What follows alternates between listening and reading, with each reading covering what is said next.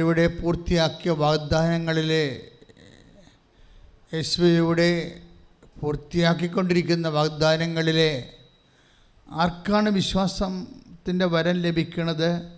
അവർക്കെല്ലാം ഉടമ്പടി അനുഭവവേദ്യമാവുകയും ദൈവത്തിൻ്റെ സാന്നിധ്യം അവർക്ക് മണത്തറിയാൻ പറ്റുകയും ചെയ്യും. ഈ ദിവസങ്ങളിലെ ഏറ്റവും നല്ല സാക്ഷ്യങ്ങളൊന്ന് വിപിൻ്റെ സാക്ഷ്യമാണ്. വിപിനൊരു പയ്യൻസാണ്, ബിടെക്. വിപിൻ്റെ സാക്ഷ്യങ്ങൾ പ്രാധാന്യം വരുന്നത് വിപിൻ്റെ ജീവിതം കയ്യിൽ നിന്ന് വിട്ടുപോയായിരുന്നു. 20 സപ്ലി എഴുതേണ്ടി വരുമ്പോൾ അതിൻ്റെ അരിയർ കാരണം അവന് അത് പറ്റാത്ത ഒരവസ്ഥ വന്നു. 20 സപ്ലി എഴുതണം, 20 പേപ്പർ അരിയറുണ്ട്, കുടിശ്ശികയുണ്ട്. അപ്പോൾ ഒരു പേപ്പർ പോലും അവന് എഴുതാനത് മാനസികാവസ്ഥയില്ല, അതിന് ഓർമ്മ കിട്ടണില്ല, അതിന് കോൺഫിഡൻസ് ഇല്ല. അത് കഴിഞ്ഞ് പിന്നെ ഇതിങ്ങനെ ഒഴിവാക്കുകയാണെങ്കിൽ പിന്നെ എങ്ങോട്ട് പോകണമെന്നൊരു പിടിയുമില്ല. നിങ്ങൾക്കറിയാമല്ലോ, ഓരോരോ കാര്യങ്ങൾക്കും ഒരു ഇല്ല എന്നുള്ളത്, വീഞ്ഞ് ഇല്ല എന്നുള്ള ഒരു ഇല്ലായ്മയിൽ മാതാവ് ഒളിപ്പിച്ച് വെച്ച കുറേ ഈ ഏത് കാലം സൂര്യൻ ഉണ്ടാകുന്ന അത്രയും കാലമുള്ള മനുഷ്യരാശിയുടെ മുഴുവൻ ഇല്ലായ്മകളെ അമ്മ ഒരൊറ്റ ഇല്ലായ്മയിൽ ഒളിപ്പിച്ച് വെച്ചുകൊണ്ട് യേശുവിൻ്റെ തിരുസേനയിൽ സമർപ്പിച്ചുകൊണ്ട് മനുഷ്യരാശിക്ക് വേണ്ടിയുള്ള മദ്യം വഹിച്ചിരിക്കുന്നു. കൈയിട്ടിച്ച് കർത്താവ്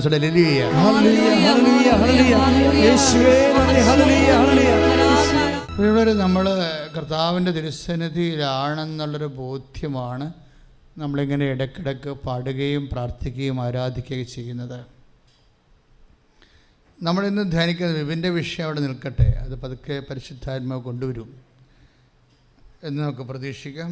നമ്മളിപ്പോൾ കാണുന്ന വചനം 2 കൊരിന്ത്യൻസ് 1:20. ദൈവത്തിൻ്റെ സകല വാഗ്ദാനങ്ങളും, ഏറ്റു പറഞ്ഞേ, ദൈവത്തിൻ്റെ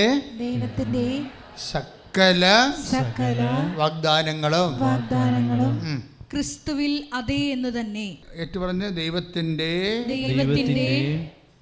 സകല വാഗ്ദാനങ്ങളും.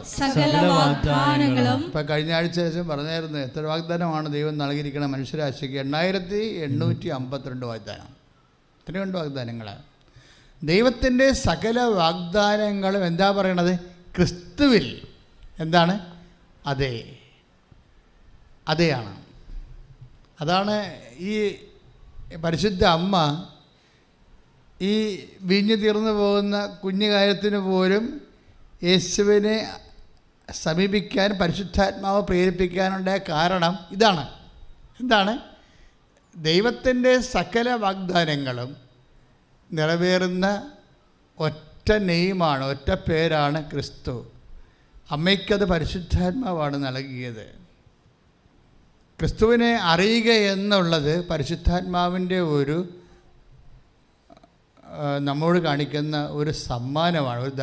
ദൈവത്തെ സ്നേഹിക്കുന്നവർക്ക് ദൈവം നൽകുന്ന ഏറ്റവും വലിയ സമ്മാനമാണ് ക്രിസ്തുവിനെ അറിയാനുള്ള കൃപ. മനസ്സിലായോ? ദൈവത്തെ സ്നേഹിക്കുന്നവർക്ക് ദൈവം കൊടുക്കുന്ന ഏറ്റവും വലിയ സമ്മാനം എന്താണ്? ദൈവത്തിൻ്റെ സകല വാഗ്ദാനങ്ങളും. പറഞ്ഞേ, ദൈവത്തിൻ്റെ സകല വാഗ്ദാനങ്ങളും. യെസ്, അതേ ആയിട്ടുള്ള യേശുവിനെ അറിയാനുള്ള അനുഗ്രഹമാണ് ദൈവത്തിൻ്റെ ഏറ്റവും വലിയ അനുഗ്രഹം. കൈ നെഞ്ചത്ത് വെക്കുക, പ്രാർത്ഥിക്കുക. കർത്താവ് ദൈവമേ, ക്രിസ്തുവിനെ അറിയാനുള്ള എല്ലാ വാഗ്ദാനങ്ങളും അതേ എന്ന് ആയിട്ടുള്ള യേശുവിനെ അറിയാനുള്ള കൃപയാൽ ഞങ്ങളെ അഭിഷേകം ചെയ്യണമേ. എന്താ ഗുണമെന്നറിയാമോ? അപ്പോൾ അതുകൊണ്ട് ഈ 2 കൊരിന്ത്യൻസ് 1:20 ദൈവത്തിൻ്റെ എല്ലാ വാഗ്ദാനങ്ങളും ക്രിസ്തുവിൽ അത് ആണെങ്കിൽ, അതുകൊണ്ട് എന്താ പറയണത്? അതുകൊണ്ട് എന്താണ് സഭയുടെ പ്രത്യുത്തരം? എന്താ? താഴെ പൗലോസ് പറയുന്നുണ്ട്, അതുകൊണ്ട് തന്നെയാണ് ദൈവമഹത്വത്തിന് അവൻ വഴി ഞങ്ങൾ ആമീൻ പറയുന്നത്. കൈയിടിച്ച് കർത്താവേ,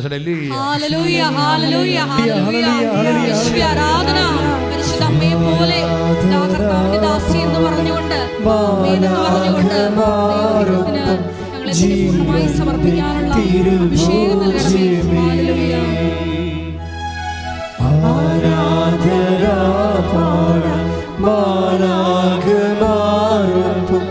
ഒരു വചനമാണിത്. നമ്മളിപ്പോൾ അവൻ പറയണത് പോലെ ചെയ്യുവൻ. അതെന്തിനുള്ളതാണ്?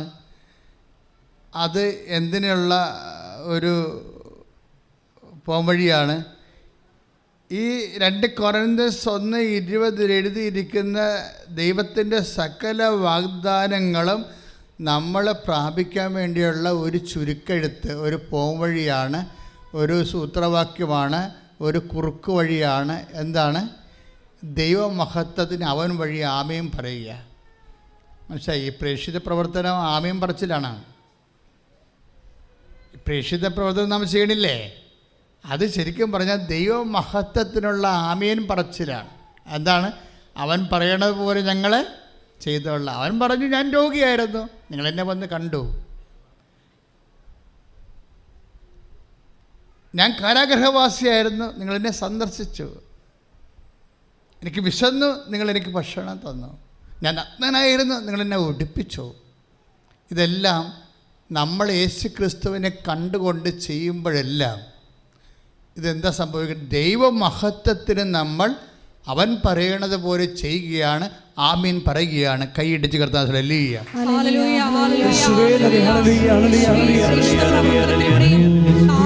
കഴിഞ്ഞ ദിവസങ്ങളിൽ വേറൊരു വിപിൻ്റെ സാക്ഷ്യം അവിടെ നിൽക്കട്ടെ, അതിലേക്ക് പരിശുദ്ധാത്മാവ് വരുമായിരിക്കും. നമ്മളിപ്പോൾ നോക്കുന്നത് കഴിഞ്ഞ ദിവസം തന്നെ പറഞ്ഞ ചിഞ്ചു എന്ന് പറഞ്ഞുള്ള അതിരപ്പള്ളിയിലുള്ള ഒരു ST സ്റ്റുഡൻറ്റിനാണ്, ഷെഡ്യൂൾഡ് ട്രൈബ്. അയാളെ ഷെഡ്യൂൾഡ് ട്രൈബ് എന്ന് ഞാൻ ഇങ്ങനെ ഒഫീഷ്യലായിട്ട് പറയുകയല്ല, ആ കുട്ടി തന്നെ ഇവിടെ സാക്ഷ്യപ്പെടുത്തിയിരിക്കണം. ആ രീതിയിലാണ്, ഞാൻ ഷെഡ്യൂൾഡ് ട്രൈബാണ്, പക്ഷേ എനിക്ക് കാസ്റ്റിൻ്റെ സർട്ടിഫിക്കറ്റ് തരുന്നില്ല. വില്ലേജ് ഓഫീസർ ചെല്ലുമ്പോൾ ഓരോ തരത്തിലുള്ള തകരീടകളെ പറഞ്ഞിട്ട് എനിക്ക് കാസ്റ്റിൻ്റെ സർട്ടിഫിക്കറ്റ് തരുന്നില്ല. അപ്പം ഞാൻ എന്നാ ചെയ്തു? ഞാൻ ഹൈക്കോടതി പോയി. ഹൈക്കോടതി എനിക്ക് ഒരു സർട്ടിഫിക്കറ്റ് തന്നു. അപ്പോൾ ഉടമ്പടി എടുത്തതിന് ശേഷമാണ് ഹൈക്കോടതിയിൽ പോവുകയും മറ്റുള്ള കാര്യങ്ങളൊക്കെ ചെയ്യണത്. പക്ഷേ ഹൈക്കോടതി തന്ന സർട്ടിഫിക്കറ്റ് PSC അംഗീകരിക്കണില്ല. അതാണ് അവരുടെ പ്രശ്നം, ജോലി പ്രശ്നമാണ്. അവളുടെ ജോലിയിൽ ലിസ്റ്റിൽ അവരുടെ പേരുണ്ട്, അവൾക്ക് അഡ്വൈസ് മെമ്മോ വരുന്നില്ല. അതാണ് പ്രശ്നം. ലിസ്റ്റിൽ അവളുടെ പേരുണ്ട്, പക്ഷെ അവൾക്ക് അഡ്വൈസ് മെമ്മോ വരുന്നില്ല. അതിൻ്റെ കാരണം എന്താണ്? കാസ്റ്റ് സർട്ടിഫിക്കറ്റ്, കൃത്യമായ കാസ്റ്റ് സർട്ടിഫിക്കറ്റ് തഹസിൽദാരോ വില്ലേജ് ഓഫീസറോ കൊടുക്കുന്നില്ല. അവർക്ക് അവരുടെ കാര്യങ്ങളോ ന്യായങ്ങളോ ഉണ്ടാവും, എന്തോ ആയിക്കോട്ടെ. ഇവളുടെ ജീവിതം വലയുകയാണ്. അവൾ നേരെ അത് ഹൈക്കോടതി പോകും. ഹൈക്കോടതി പോകുമ്പോൾ ഹൈക്കോടതിൻ്റെ വേറെ അബൌട്ട്സൊക്കെ അന്വേഷിച്ചിട്ട് കാര്യങ്ങൾ സത്യമാണെന്ന് മനസ്സിലാക്കുമ്പോൾ ഹൈക്കോടതി അവിടെ നിന്ന് ഇഷ്യൂ ചെയ്യും, കാസ്റ്റ് സർട്ടിഫിക്കറ്റ് ഇഷ്യൂ ചെയ്യും. പക്ഷേ PSC അത് അംഗീകരിക്കത്തില്ല. അപ്പോൾ അവൾ ചെയ്ത പരിപാടി വെച്ച് കഴിഞ്ഞാൽ PSC അംഗീകരിക്കാത്ത കാരണം അവർ വീണ്ടും കളക്ടറിൻ്റെ അടുത്ത് പോകും. കളക്ടർ ആ അപേക്ഷ ഇവരുടെ തന്നെ SC/STയുടെ പ്രത്യേക ട്രൈബ്യൂണലുണ്ട്, അതിലേക്ക് വിടും. അവർ വിജിലൻസൊക്കെ വെച്ച് ഈ വിഷയം, നിസ്സാര കാര്യമല്ലേ, വിജിലൻസൊക്കെ വെച്ച് വിഷയം അന്വേഷിക്കും. അന്വേഷിച്ചുകൊണ്ടിരിക്കുന്ന സമയത്ത് ഇത്രയും സ്പീഡായിട്ട് നല്ല ശരിക്കും ഇതിനോട് ലിസ്റ്റ് ക്യാൻസലാകുന്നുണ്ട്. ഇതിനൊരു ലിസ്റ്റ് ക്യാൻസലാകുന്നു. പക്ഷേ ഇവർക്ക് സർട്ടിഫിക്കറ്റ് കിട്ടിയിട്ട് പ്രൊഡ്യൂസ് ചെയ്യാൻ പറ്റിയിട്ടില്ല. അത് കാരണം അഡ്വൈസ് മെമ്മോ വന്നിട്ടില്ല. അങ്ങനെയാണ് പ്രശ്നം. പക്ഷേ ഇങ്ങനെയുള്ള കോംപ്ലിക്കേഷൻസ് നടക്കുമ്പോൾ ഈ ചിഞ്ചു ചെയ്യുന്ന ഒരു പരിപാടിയുണ്ട്. എന്താണ്? അവളിവിടെ വന്നിട്ട് ഒരു 5 കാശ് രൂപ മേടിച്ച് എടുക്കും, വെഞ്ചരിച്ചത്. അപ്പോൾ പരിശുദ്ധ അമ്മ അവളോട് പറയും 10 എണ്ണം മേടിക്കാൻ പറയും. 10 എണ്ണം മേടിക്കാൻ പറയും. ഉടനെ ഇവിടെ 10 കാശ് രൂപ വാങ്ങിക്കും, വെഞ്ചരിച്ച കാശ്. നിങ്ങൾ ആ സാക്ഷ്യം കിടപ്പുണ്ട്, ഇന്നലെ ഇട്ടതാണ്. എന്നിട്ട് ഇവൾ എന്താ ചെയ്യണം? അപ്പോൾ ഞാനിവിടുത്തെ അവൾ കാശ് രൂപ മേടിക്കുന്ന കാര്യമൊക്കെ ഞാൻ പറഞ്ഞാൽ കേൾക്കുന്നുണ്ട്. അത് എന്നെ സംബന്ധിച്ചുള്ള എന്നെ അത്രയും വലുതായിട്ടതൊക്കെ ഒരു പ്രധാനപ്പെട്ട കാര്യമായിട്ട് തോന്നാൻ കാരണം ഞാൻ അവിടെ ഇപ്പോൾ ഉണ്ടായിരുന്നു ഈ സാക്ഷ്യം പറയുമ്പോൾ. പിന്നെ അവൾ പറഞ്ഞത്, ഞാൻ ഈ ഒരു പത്രം കൊടുക്കുമ്പോൾ, ആൾക്കാർക്ക് പത്രം കൊടുക്കുമ്പോൾ, പത്രം എന്ന് പറഞ്ഞാൽ എന്താ, മുഴുവൻ സാക്ഷ്യമല്ലേ, ഇക്കാലങ്ങളിൽ ഈ മാസം ഈശോ ചെയ്ത കാര്യങ്ങളാണ്. പത്രത്തിലുള്ളത്. ഞാൻ ഈ പത്രം കൊടുക്കുമ്പോൾ അത് ഇതിൽ ഒരു കാശ്രവും കൂടി വെച്ച് കൊടുക്കും. എന്നിട്ട് ഈശോനെക്കുറിച്ച് പറയും. ഈ കാലഘട്ടങ്ങളിൽ ആരാണ് ഈശോനെക്കുറിച്ച് പറയണത് കേട്ടല്ല, മനസ്സിലായില്ലേ? കാര്യങ്ങളെ കൂടെ പോക്കേ എത്ര പേര് പണി മേടിക്കാൻ പോകണമെന്ന് അദ്ദേഹത്തിന് അറിയാം. അതായത് ദൈവമൊന്നും നമ്മൾ ശ്രദ്ധിച്ചില്ലെങ്കിൽ നമുക്ക് നൽകപ്പെട്ട കൃപ തിരിച്ചെടുക്കാൻ സാധ്യതയുണ്ട്.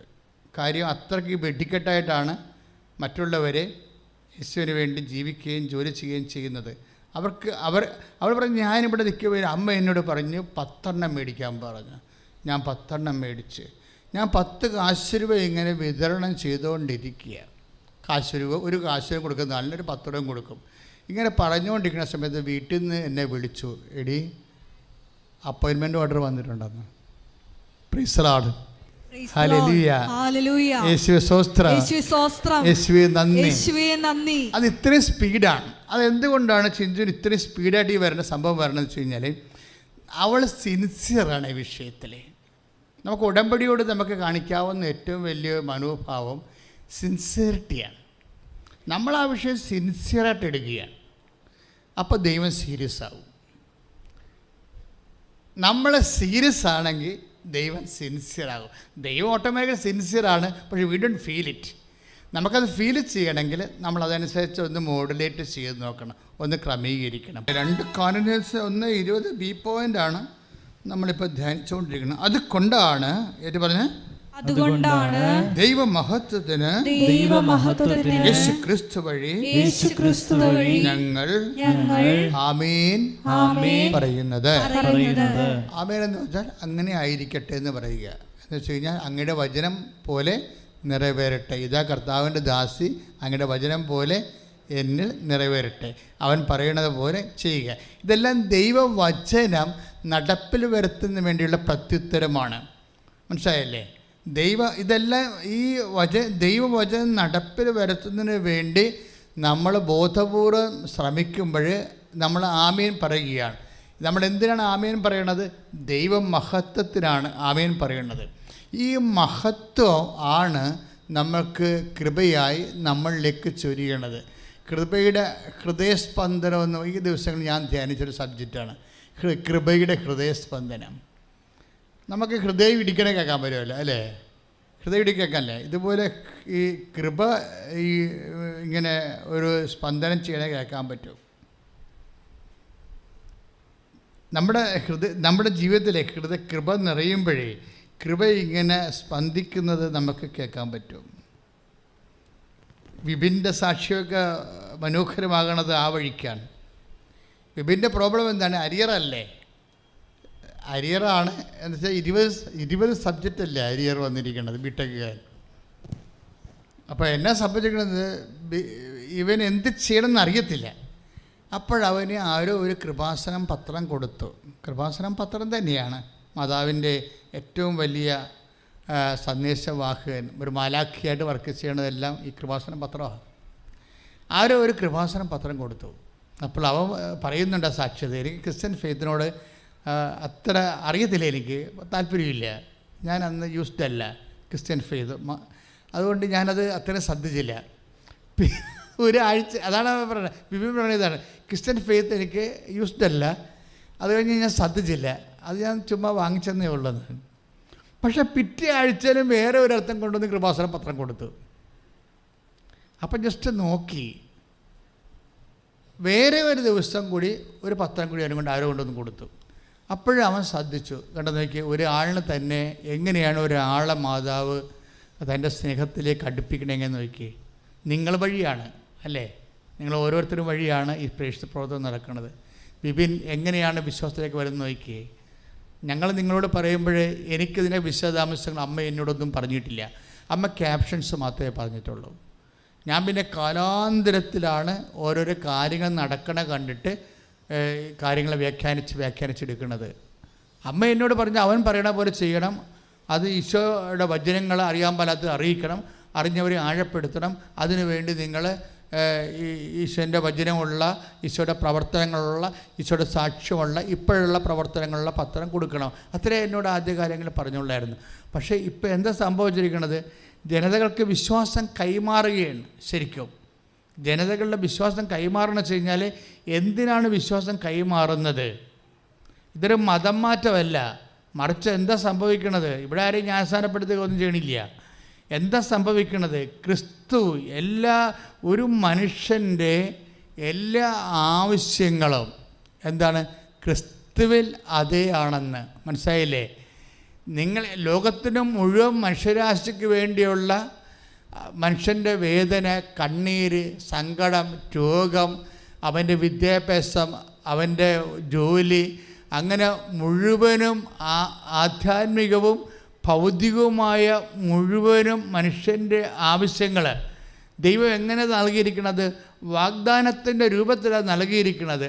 അതുകൊണ്ട് ഈ സകല വാഗ്ദാനങ്ങളും ക്രിസ്തുവിൽ ഐക്യപ്പെട്ടിരിക്കുകയാണ്. ക്രിസ്തുവിനെ സ്വീകരിക്കുമ്പോൾ 8852 വാഗ്ദാനങ്ങളുടെ നിവർത്തിയാണ് നമ്മൾ സ്വീകരിക്കുന്നത്. നമ്മൾ അമ്മയുടെ ഉദരത്തിൽ നമ്മളൊരു ഫീറ്റസായിട്ട് രൂപപ്പെട്ട് വരുന്നത് തൊട്ട് നമ്മുടെ നിത്യത വരെയുള്ള ആത്മീയവും ഭൗതികവുമായ മുഴുവൻ വാഗ്ദാനങ്ങളാണ്. വാഗ്ദാനങ്ങളെല്ലാം ക്രിസ്തുവിൽ, ഒന്ന് പറഞ്ഞേ, സകല വാഗ്ദാനങ്ങളും ക്രിസ്തുവിൽ അതേ എന്ന്, ക്രിസ്തു അതേ എന്ന് തന്നെ. അതുകൊണ്ടാണ് ദൈവമഹത്വത്തിന് അവൻ വഴി ഞങ്ങൾ ആമേൻ പറയുന്നത്. അപ്പൊ നമ്മളെ സംബന്ധിച്ചിടത്തോളം നിങ്ങൾക്ക് ജപ്തി നടപടിയാണ്, അല്ല നിങ്ങൾക്ക് ജോലിയില്ല. കഴിഞ്ഞ ദിവസങ്ങളിൽ ഒരു മകൻ പോളണ്ടിൽ പോയി. അവന് അവിടെ അവൻ്റെ അമ്മ ഇവിടെ വന്ന് കണ്ണീരിടുകയാണ്. എന്താണ്? അവന് ഭക്ഷണമില്ലടാ, അവന് ഭക്ഷണമില്ല. അവന് ഭക്ഷണമില്ല എന്ന് വെച്ചാൽ അവൻ്റെ ജോലി പോയി. കഴിഞ്ഞ ആഴ്ച ഞാൻ നിങ്ങളോടത് പറഞ്ഞായിരുന്നു, അതുകൊണ്ട് ഇപ്പോൾ ഞാനത് ആവർത്തിക്കണില്ല. പക്ഷെ അതല്ല, വിത്തിൻ 24 hours എങ്ങനെയാണ് അവൻ പഠിച്ച സബ്ജക്റ്റ് തന്നെ അവന് അപ്പോയിൻമെൻറ്റ് കിട്ടണത് വിദേശ രാജ്യത്ത്? അവൻ്റെ ഒരു രാത്രിയിൽ അവന് ഭക്ഷണമില്ലാതെ ഒരു മുസ്ലിം പള്ളിയുടെ വാതിൽക്ക് കിടന്ന് ഉറങ്ങിയവൻ്റെ ജീവിതം എത്ര പെട്ടെന്നാണ് അമ്മ റീസെറ്റ് ചെയ്യണത്. അതുപോലെ സകല വാഗ്ദാനങ്ങളും, നിൻ്റെ ജീവിതത്തെ പുനഃക്രമീകരിക്കാനുള്ള സകല വാഗ്ദാനങ്ങൾ, എന്ന് പറഞ്ഞ എൻ്റെ ജീവിതത്തെ പുനഃക്രമീകരിക്കാനുള്ള സകല വാഗ്ദാനങ്ങളും അതേ എന്നുള്ളടക്കം ചെയ്തിരിക്കുന്ന ക്രിസ്തുവിനെ അഭിഷേകമായി സ്വീകരിക്കാൻ അമ്മേ, പരിശുദ്ധമ്മേ, എനിക്ക് വാഗ്ദാനത്തിൻ്റെ സുവിശേഷ പ്രഘോഷണമാണ് അടുത്ത വചനം. ഇതിനോട് ചേർന്ന് വരുന്ന വചനം ഹെബ്രായ ലേഖനം 10:23. നമ്മോട് വാഗ്ദാനം ചെയ്തിരിക്കുന്നവൻ വിശ്വസ്തനാകയാൽ നമ്മുടെ പ്രത്യാശയേറ്റ് പറയുന്നതിൽ നാം സ്ഥിരതയുള്ളവരായിരിക്കണം. ഇതാണ് ഉടമ്പടി നിർവർത്തിക്കാനുള്ള കുറച്ച് കാര്യങ്ങളാണ് ഈ പറഞ്ഞുകൊണ്ടിരിക്കുന്നത്. മനസ്സിലായില്ലേ? സകല വാഗ്ദാനങ്ങളും ക്രിസ്തുവിൽ അതേ എന്നായതുകൊണ്ട് നമ്മൾ ദൈവമഹത്വത്തിന് അതേ എന്ന് പറയുന്നത് എന്തിനാണ്? വാഗ്ദാനം പ്രാപിക്കാൻ വേണ്ടിയാണ്. മനസ്സിലായില്ലേ? ഉടമ്പടിയിൽ വെച്ചിരിക്കുന്ന വിഷയങ്ങളിൽ എത്രയും വേഗം നിറവേറാൻ വേണ്ടിയുള്ള ദൈവികമായ നടപടികളുടെ സൂത്രവാക്യങ്ങളാണ്, ബൈബിൾ വാക്യങ്ങളാണ് വായിക്കുന്നത്. ഇപ്പൊ എന്താ വായിക്കാൻ പോണത്? നമ്മോട് വാഗ്ദാനം ചെയ്തിരിക്കുന്നവൻ വിശ്വസ്തനാകയാൽ നമ്മുടെ പ്രത്യാശ ഏറ്റുപറയുന്നതിൽ നാം സ്ഥിരതയുള്ളവരായിരിക്കണം. ഇത് ഉടമ്പടി വാഗ്ദാനങ്ങൾ പ്രാപിക്കാനുള്ള രണ്ടാമത്തെ എളുപ്പ വഴിയാണത്. എന്താണ്? ഒന്ന്, നമ്മോട് വാഗ്ദാനം ഇതേ ലേഖനം ഏതാണ്? ഹെബ്രായ ലേഖനം. ആരെഴുതിയാണ്? പൗലോസ് അപ്പോസ്തലൻ. എത്രാം വാക്യമാണ്? 10ാം വാക്യം. എത്രാം വചനമാണ്? 23. എന്താ പറയണത്? നമ്മോട് വാഗ്ദാനം ചെയ്തിരിക്കുന്നവൻ എന്ന് പറഞ്ഞേ. എന്താ അവൻ്റെ പ്രത്യേകത? വിശ്വസ്തൻ. അല്ലേ? അതെ, അതിപ്പോൾ 2 തിമോത്തി 2:13 എൻ്റെ വചനം. നാം അവിശ്വസ്തരായിരുന്നാലും ഏറ്റു പറഞ്ഞേ, നാം അവിശ്വസ്തരായിരുന്നാലും അവൻ വിശ്വസ്തനായിരിക്കും. എന്തെന്നാൽ തന്നെ തന്നെ നിഷേധിക്കുക അവന് സാധ്യമല്ല.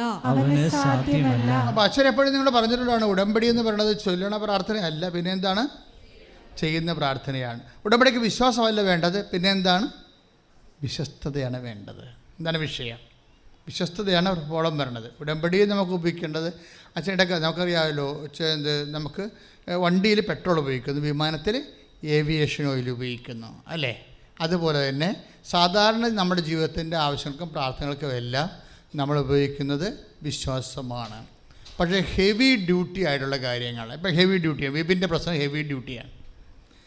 ഹെവി ഡ്യൂട്ടി ആയിട്ടുള്ള കാര്യങ്ങളൊക്കെ നമ്മുടെ വിശ്വാസം കൊണ്ട് പറ്റത്തില്ല. എന്താ പറ്റണത്? ഇവന് 20 അരിയറല്ലേ ഇല്ലേ, അത് എടുത്താൽ കൂട്ടിപ്പോയാൽ നിങ്ങൾക്ക് തോന്നണം, നിങ്ങൾ ബിയോട്ടിക്കാർ ഇതിൻ്റെ തുരുപ്പുണ്ടല്ലോ, നിങ്ങൾ കൂടിപ്പോയാൽ 10 കിട്ടാൻ പറ്റും, ഒരു 10,000 കിട്ടും, 10 കിട്ടും, കഷ്ടപ്പെട്ട് പിടിച്ച 10 കിട്ടുമായിരിക്കും. പിന്നെ 10 എഴുതാൻ വേറെ അടുത്ത സെമസ്റ്റർ നോക്കേണ്ടി വരും. പണിയായിരിക്കും ഇത്, പെട്ടുപോയാൽ പണിയാണ്.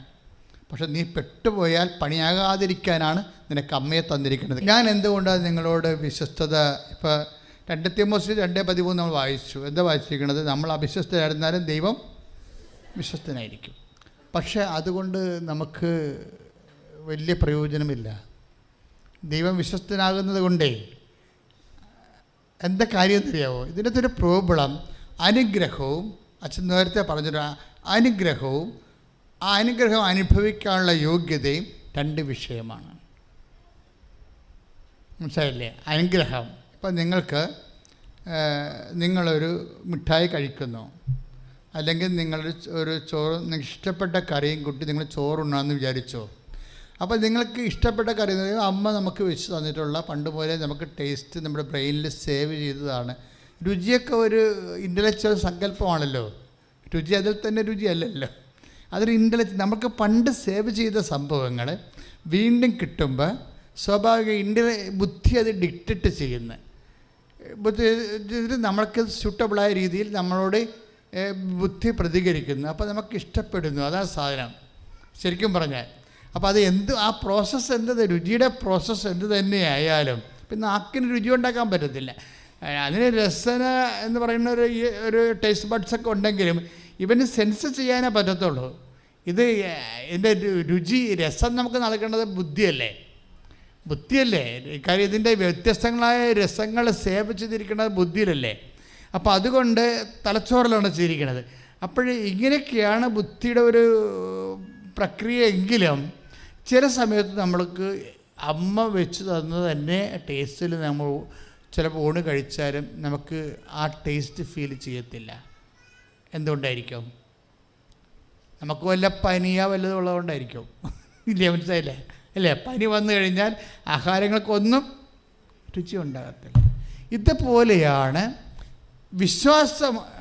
വിശ്വസ്തത നമുക്കില്ലെങ്കിലും ദൈവം വിശ്വസ്തനായത് കാരണം നമുക്ക് ഇതിൻ്റെ ഡൗൺലോഡ് ചെയ്ത് തരും, അനുഗ്രഹം കിട്ടും.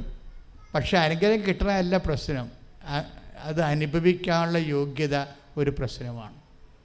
ചില ആൾക്കാർ ഈ 50 കൊല്ലം ജോലി എടുത്തിട്ടും അവസാനം കയ്യിലൊന്നും ഇല്ലായിരിക്കണം. എന്തുകൊണ്ടാണ്? 50 കൊല്ലം ജോലി എടുത്തിട്ടില്ലേ? സർക്കാരിൽ 55-ാമത്തെ 58-ാമത്തെ വയസ്സിൽ റിട്ടയർ ചെയ്യുമ്പോൾ അവരുടെ കയ്യിലില്ല ഒന്നും. അവർക്ക് തന്നെ അറിയാൻ പറ്റില്ല പൈസ എങ്ങോട്ടൊക്കെ പോയെന്നൊരു പിടിയില്ല, സംരക്ഷണമില്ല അതിന്. നിങ്ങൾ വിശ്വസ്തത എന്ന് പറയുമ്പോൾ ഒരു പ്രൊട്ടക്ഷൻ അതിൻ്റെ അകത്തുണ്ട് കേട്ടോ. അതെപ്പോഴും നിങ്ങൾ ശ്രദ്ധിക്കണം. ആൾക്കാർക്ക് മിസ് ചെയ്യുന്നൊരു പോയിൻ്റാണ്.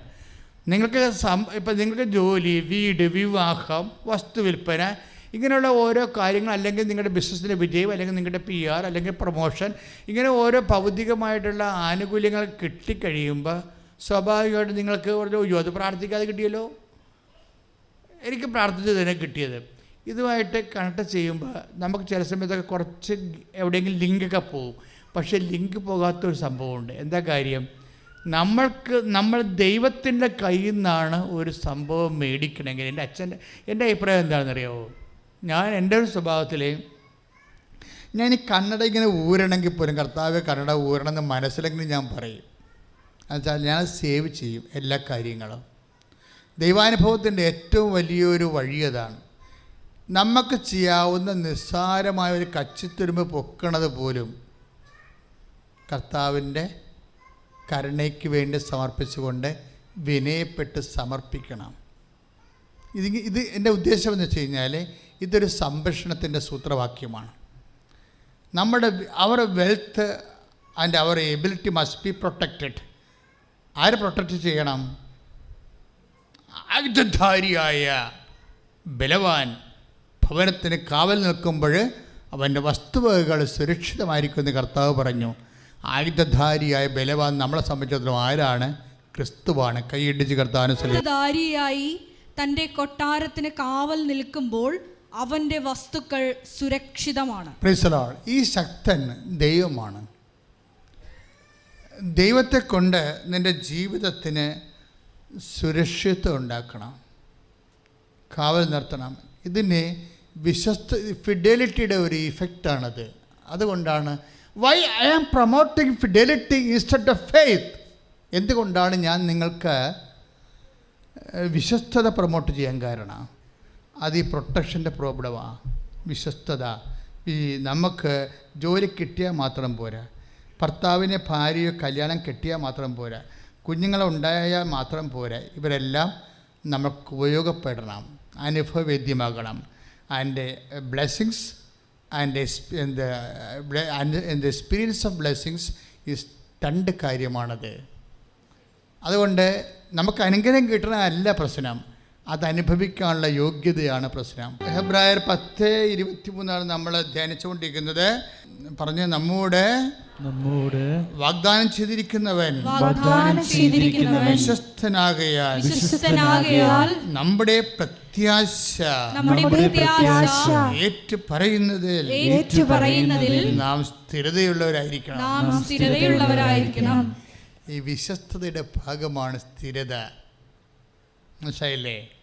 അതായത് വളരെ പരിശുദ്ധാത്മാവ് ഒത്തിരി വിത്ത് ഒരു സ്പ്ലെൻഡർ ഇൻ്റലിജൻറ്റിലാണിത് അഭിഷേകം പ്രകാരം എഴുതിയിരിക്കുന്നത്. ഒന്ന് ചിന്തിച്ച് നോക്കിയാൽ മക്കളെ, ഇറ്റ് ഇസ് വണ്ടർഫുൾ. എന്നൊക്കെ ഒന്ന് ഏറ്റവും പറഞ്ഞു, നമ്മോട് വാഗ്ദാനം ചെയ്തിരിക്കുന്നവൻ അവൻ ആരാണ്? വിശ്വസ്തൻ. അവൻ വിശ്വസ്തനാകയാൽ നമ്മുടെ പ്രത്യാശ ഏറ്റുപറയുന്നതിൽ നാം സ്ഥിരതയുള്ളവരായിരിക്കണം. അച്ഛൻ എപ്പോഴും പറയത്തില്ല, ബൈലാറ്ററൽ ആയിട്ടുള്ള ഫിഡലിറ്റിയാണ് വർക്കൗട്ട് ചെയ്യേണ്ടത്. ഉഭയകക്ഷി. ദൈവം വിശ്വസ്തനാണെങ്കിൽ നമ്മളും എന്താ പറയണത്? നമ്മളും പ്രത്യാശ ഏറ്റുപറയുന്നത് നമ്മളും സ്ഥിരതയുള്ളവരായിരിക്കണം. എന്ന് വെച്ചാൽ നമ്മളും വിശ്വസ്തരുള്ളവരായിരിക്കണമെന്ന്. അത് ബൈലാറ്ററൽ ഫിഡലിറ്റിയാണ്. ഉടമ്പടിയുടെ ഒരു ആത്മാവാണത്. എന്താണ്? ദൈവം വിശ്വസ്തനാണ്, അതുകൊണ്ട് നമ്മളും വിശ്വസ്തരായിരിക്കണം. ഈ വിശ്വസ്തതയാണ് എന്തിനാണ്? വിശ്വസ്തത എങ്ങനെയാണ് നമ്മൾ ഏറ്റുപറയണത്? വിശ്വസ്തത അല്ലെങ്കിൽ നമ്മൾ ദൈവത്തോട് കാണിക്കണ വിശ്വസ്തത വാക്കിലോ പ്രവൃത്തിയിലോ എന്തിനാണ് ലക്ഷ്യം വെക്കണത്? നമ്മുടെ പ്രത്യാശ ഏറ്റു പറയുന്നതിലാണ്. നമുക്ക് സകല വാഗ്ദാനങ്ങൾ യേശുവിൽ എന്താണ്? അതേ തന്നെയാണ്, അല്ലേ? അതുകൊണ്ട് അതാണ് നമ്മുടെ പ്രത്യാശ. അത് ഏറ്റുപറയണം. ഏറ്റുപറയണം നമ്മൾ എന്ത് ചെയ്യണം? വിശ്വസ്തത കാണിക്കണം.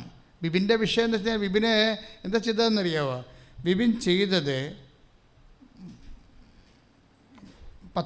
കോവിഡ് കാലത്താണ് ഇവിടെ വരണത്. ഇവൻ ഈ 3-4 പേരൊക്കെ പല ദിവസങ്ങൾക്ക് അവന് പത്രം കൊടുത്തു കഴിഞ്ഞപ്പോൾ അവൻ ഈ അമ്മയെ തിരക്കി ഇവിടെ വരും.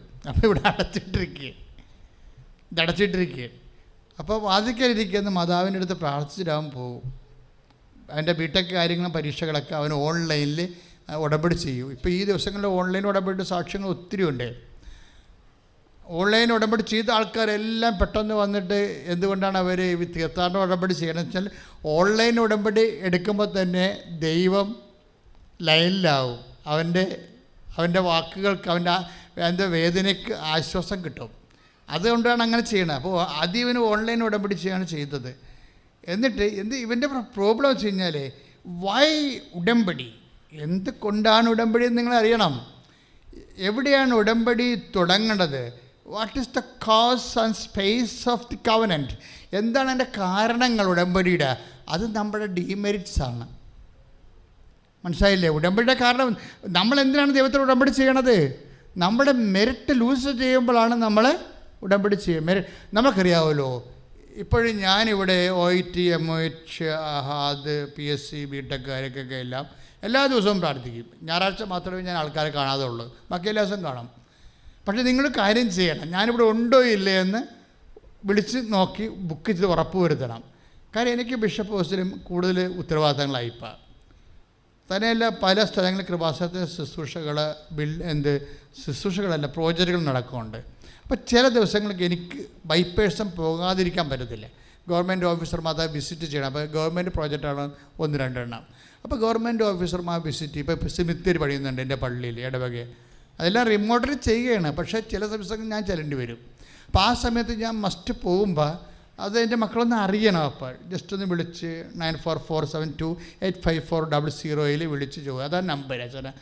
അത് ആ നമ്പറിൽ വേറെ ആരും വിളിച്ചെടുക്കത്തില്ല. നിങ്ങൾ ചോദിക്കുമ്പോൾ അവിടെ അച്ഛൻ നാളുണ്ടോ, രോഗിയെ കൊണ്ടുവരാനാണെന്ന് പറയണം. അത് അപ്പോൾ അങ്ങനെ പറയുമ്പോൾ ഞങ്ങൾക്ക് ഉറപ്പാകത്തില്ല. ചില ആൾക്കാരെ വന്നിട്ട് ചിലപ്പോൾ ഞാൻ ഇല്ലാത്ത ദിവസം ഒന്ന് പോകും. ഇപ്പോഴേ വിഴിഞ്ഞ സമരം നടക്കുകയല്ലേ. അപ്പോൾ ഞങ്ങൾ അതിനു വേണ്ടി കരിദിനത്തിൻ്റെ ദിവസത്തിൽ ഞങ്ങൾ വേറെ സമരം കളക്ടറേറ്റ് ധർണയ്ക്ക് പോയി. ഇപ്പോൾ ഇന്നലെ ജയശങ്കറിൻ്റെ വീഡിയോ നിങ്ങൾ കണ്ടു കാണുമായിരിക്കും. അതായത് ഞാൻ ഹൈക്കോടതിയിൽ നിന്നൊരു വിധി സമ്പാദിച്ചിട്ടുണ്ട് ഈ വിഷയത്തിന്.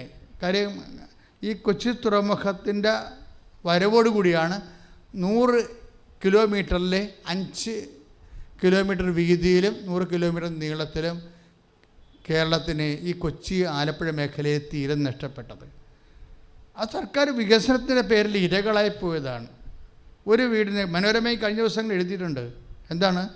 ഈ 1922 100 കൊല്ലം മുമ്പ് ഒറ്റ കടൽക്ഷോഭത്തിൽ ഒരു വീടിന് 2000 തെങ്ങ് നഷ്ടപ്പെട്ടെന്ന്. ഇപ്പോൾ സാമ്പത്തികമായ തകർച്ച, അങ്ങനെ എത്രയോ വീടുകൾക്ക് പോയി, കരകൾ പോയി, തെങ്ങുകൾ പോയി, വീടുകൾ പോയി, എല്ലാം കടലൊഴിച്ച് പോയത് ഒരു തുറമുഖം ഉണ്ടാക്കിയാണ്. വിഴിഞ്ഞം പോലെ ഒരു തുറമുഖം എന്ന് പറയുമ്പോൾ രാജ്യത്തിൻ്റെ വികസനത്തിന് we are not against. Mary Magdalene പള്ളിയും ഒരു ഇടവക അങ്ങനെ തന്നെ തുമ്പ റോക്കറ്റ് വിക്ഷേപണ കേന്ദ്രത്തിന് കൊടുത്തൊരു സഭയാണിത്. നിരുപാധികം ഒഴിഞ്ഞു കൊടുത്തതാണ്. അപ്പം we are not against development of the country. ഞങ്ങളുടെ രാജ്യത്തിൻ്റെ രക്ഷയ്ക്ക് വികസനത്തിനെതിരല്ല. പക്ഷേ എന്താ വേണ്ടത്? ജീവിക്കാനുള്ള അവകാശമാണ്. പിറന്ന മണ്ണിൽ നമുക്ക് ജീവിക്കാനുള്ള അവകാശമില്ലേ? അതിനുവേണ്ടിയുള്ള പോരാട്ടമാണ് വിഴിഞ്ഞത്ത് നടക്കുന്നത്. ആ പോരാട്ടം ഇനി നേരെ കടലോരം മുഴുവൻ നടക്കും. ഇപ്പം തന്നെ എന്തുകൊണ്ടാണ് കുടിയേറ്റ അവിടെയുള്ളവരെല്ലാവരും ഇന്നലെ വന്ന് ഐക്യദാർഢ്യം പ്രഖ്യാപിച്ചത്? ഈ സമരം നിസ്സാരമല്ലെന്നാണ്. എവിടെയെല്ലാം ഇങ്ങനെ വികസന കോർപ്പറേറ്റുകളും അതുപോലെ തന്നെ ലാഭം മാത്രം ലക്ഷ്യം വെച്ചുകൊണ്ട് മനുഷ്യൻ്റെ ജീവിതം വഴിയാധാരമാകുന്നുവോ അവിടെയെല്ലാം അവകാശങ്ങൾ കൊണ്ട് പോരാടാനുള്ള ബാധ്യത ബേസിക്കായിട്ടൊരു ക്രിസ്ത്യാനിക്കുണ്ട്. ശരിക്കും അത് സുവിശേഷ പ്രവർത്തനത്തിൻ്റെ ഭാഗമാണ്. അത് നീതിക്ക് വേണ്ടിയുള്ള നിലവിളി, നീതിക്ക് വേണ്ടിയുള്ള വിശപ്പ്, ഇതെല്ലാം സുവിശേഷ പുണ്യമാണ്. ഈശോ എത്രയോ പ്രാവശ്യം നേരത്തെ പറഞ്ഞു, നീതിക്ക് വേണ്ടി വിശക്കുന്നവർ ഭാഗ്യവാന്മാർ, അവർക്ക് സംതൃപ്തരാക്കപ്പെടും. അപ്പോഴപ്പോഴായാലും അത് കർത്താവിൻ്റെ വചനമാണ്.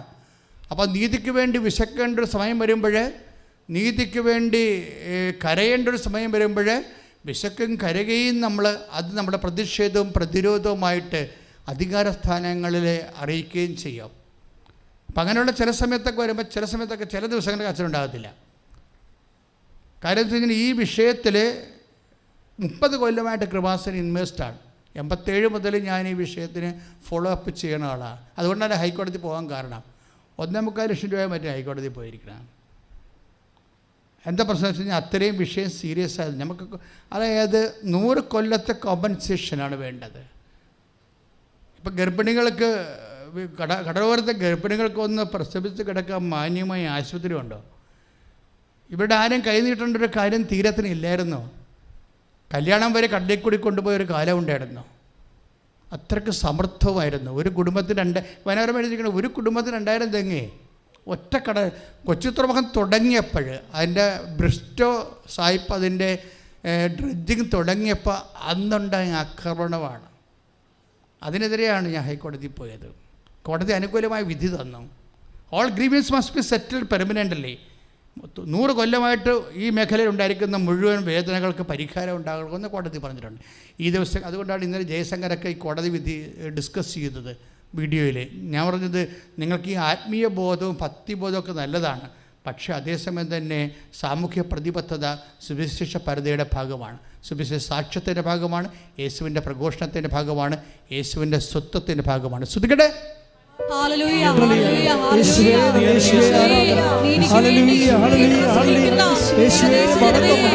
എന്താ ചെയ്യണത്? നമ്മുടെ പ്രത്യാശ ഏറ്റുപറയുകയാണ്. അത് ഓർക്കണം. അല്ല ഞങ്ങൾ പറഞ്ഞ് നിങ്ങളോട് പ്രേക്ഷിത പ്രവർത്തനം ചെയ്യാൻ പറഞ്ഞു, ഇനിയിപ്പോൾ ഉടമ്പടിയുടെ ഭാഗമായിട്ട് അതും ചെയ്യണമല്ലോ എന്ന് വിചാരിച്ചുകൊണ്ട് മോന്തം കയറ്റി അളിഞ്ഞ മോന്തമായിട്ട് ഇങ്ങനെ ഒപ്പിച്ചെടുക്കരുത്. അത് പ്രേക്ഷിത പ്രവർത്തനം അല്ല. അത് ശരിക്കും പിന്നെ എന്താ, അത് നമ്മുടെ പ്രേക്ഷിത പ്രവർത്തനങ്ങൾ നമ്മുടെ പ്രത്യാശയുടെ ഭാഗമാണ്. ആരുടെ പ്രത്യാശ? ദൈവത്തിൻ്റെ വിശ്വസ്തതയിലുള്ള പ്രത്യാശ. ദൈവം എന്നോട് വിശ്വസ്തത കാണിക്കും. എൻ്റെ ജോലി, വീട്, വിവാഹം, ഞാൻ ഇന്ന് അനുഭവിക്കുന്ന എല്ലാവിധ അസമാധാനങ്ങളും, കോടതിയിലെ കേസ്, വിവാഹമോചനത്തിൻ്റെ കേസ്, വീട്ടിലുണ്ടാകുന്ന അലോക്യങ്ങളും, കുട്ടികളില്ലാത്ത അവസ്ഥകളും, കുട്ടികൾ ഉള്ളതിൻ്റെ അവസ്ഥകളും, ഇങ്ങനെ എൻ്റെ കണ്ണീരിൻ്റെ ഓരോ കാരണങ്ങൾക്കും ദൈവം ഇടപെടും. അതിന് അവൻ എന്നോട് വിശ്വസ്തത കാണിക്കും എന്നുള്ള എൻ്റെ പ്രത്യാശ.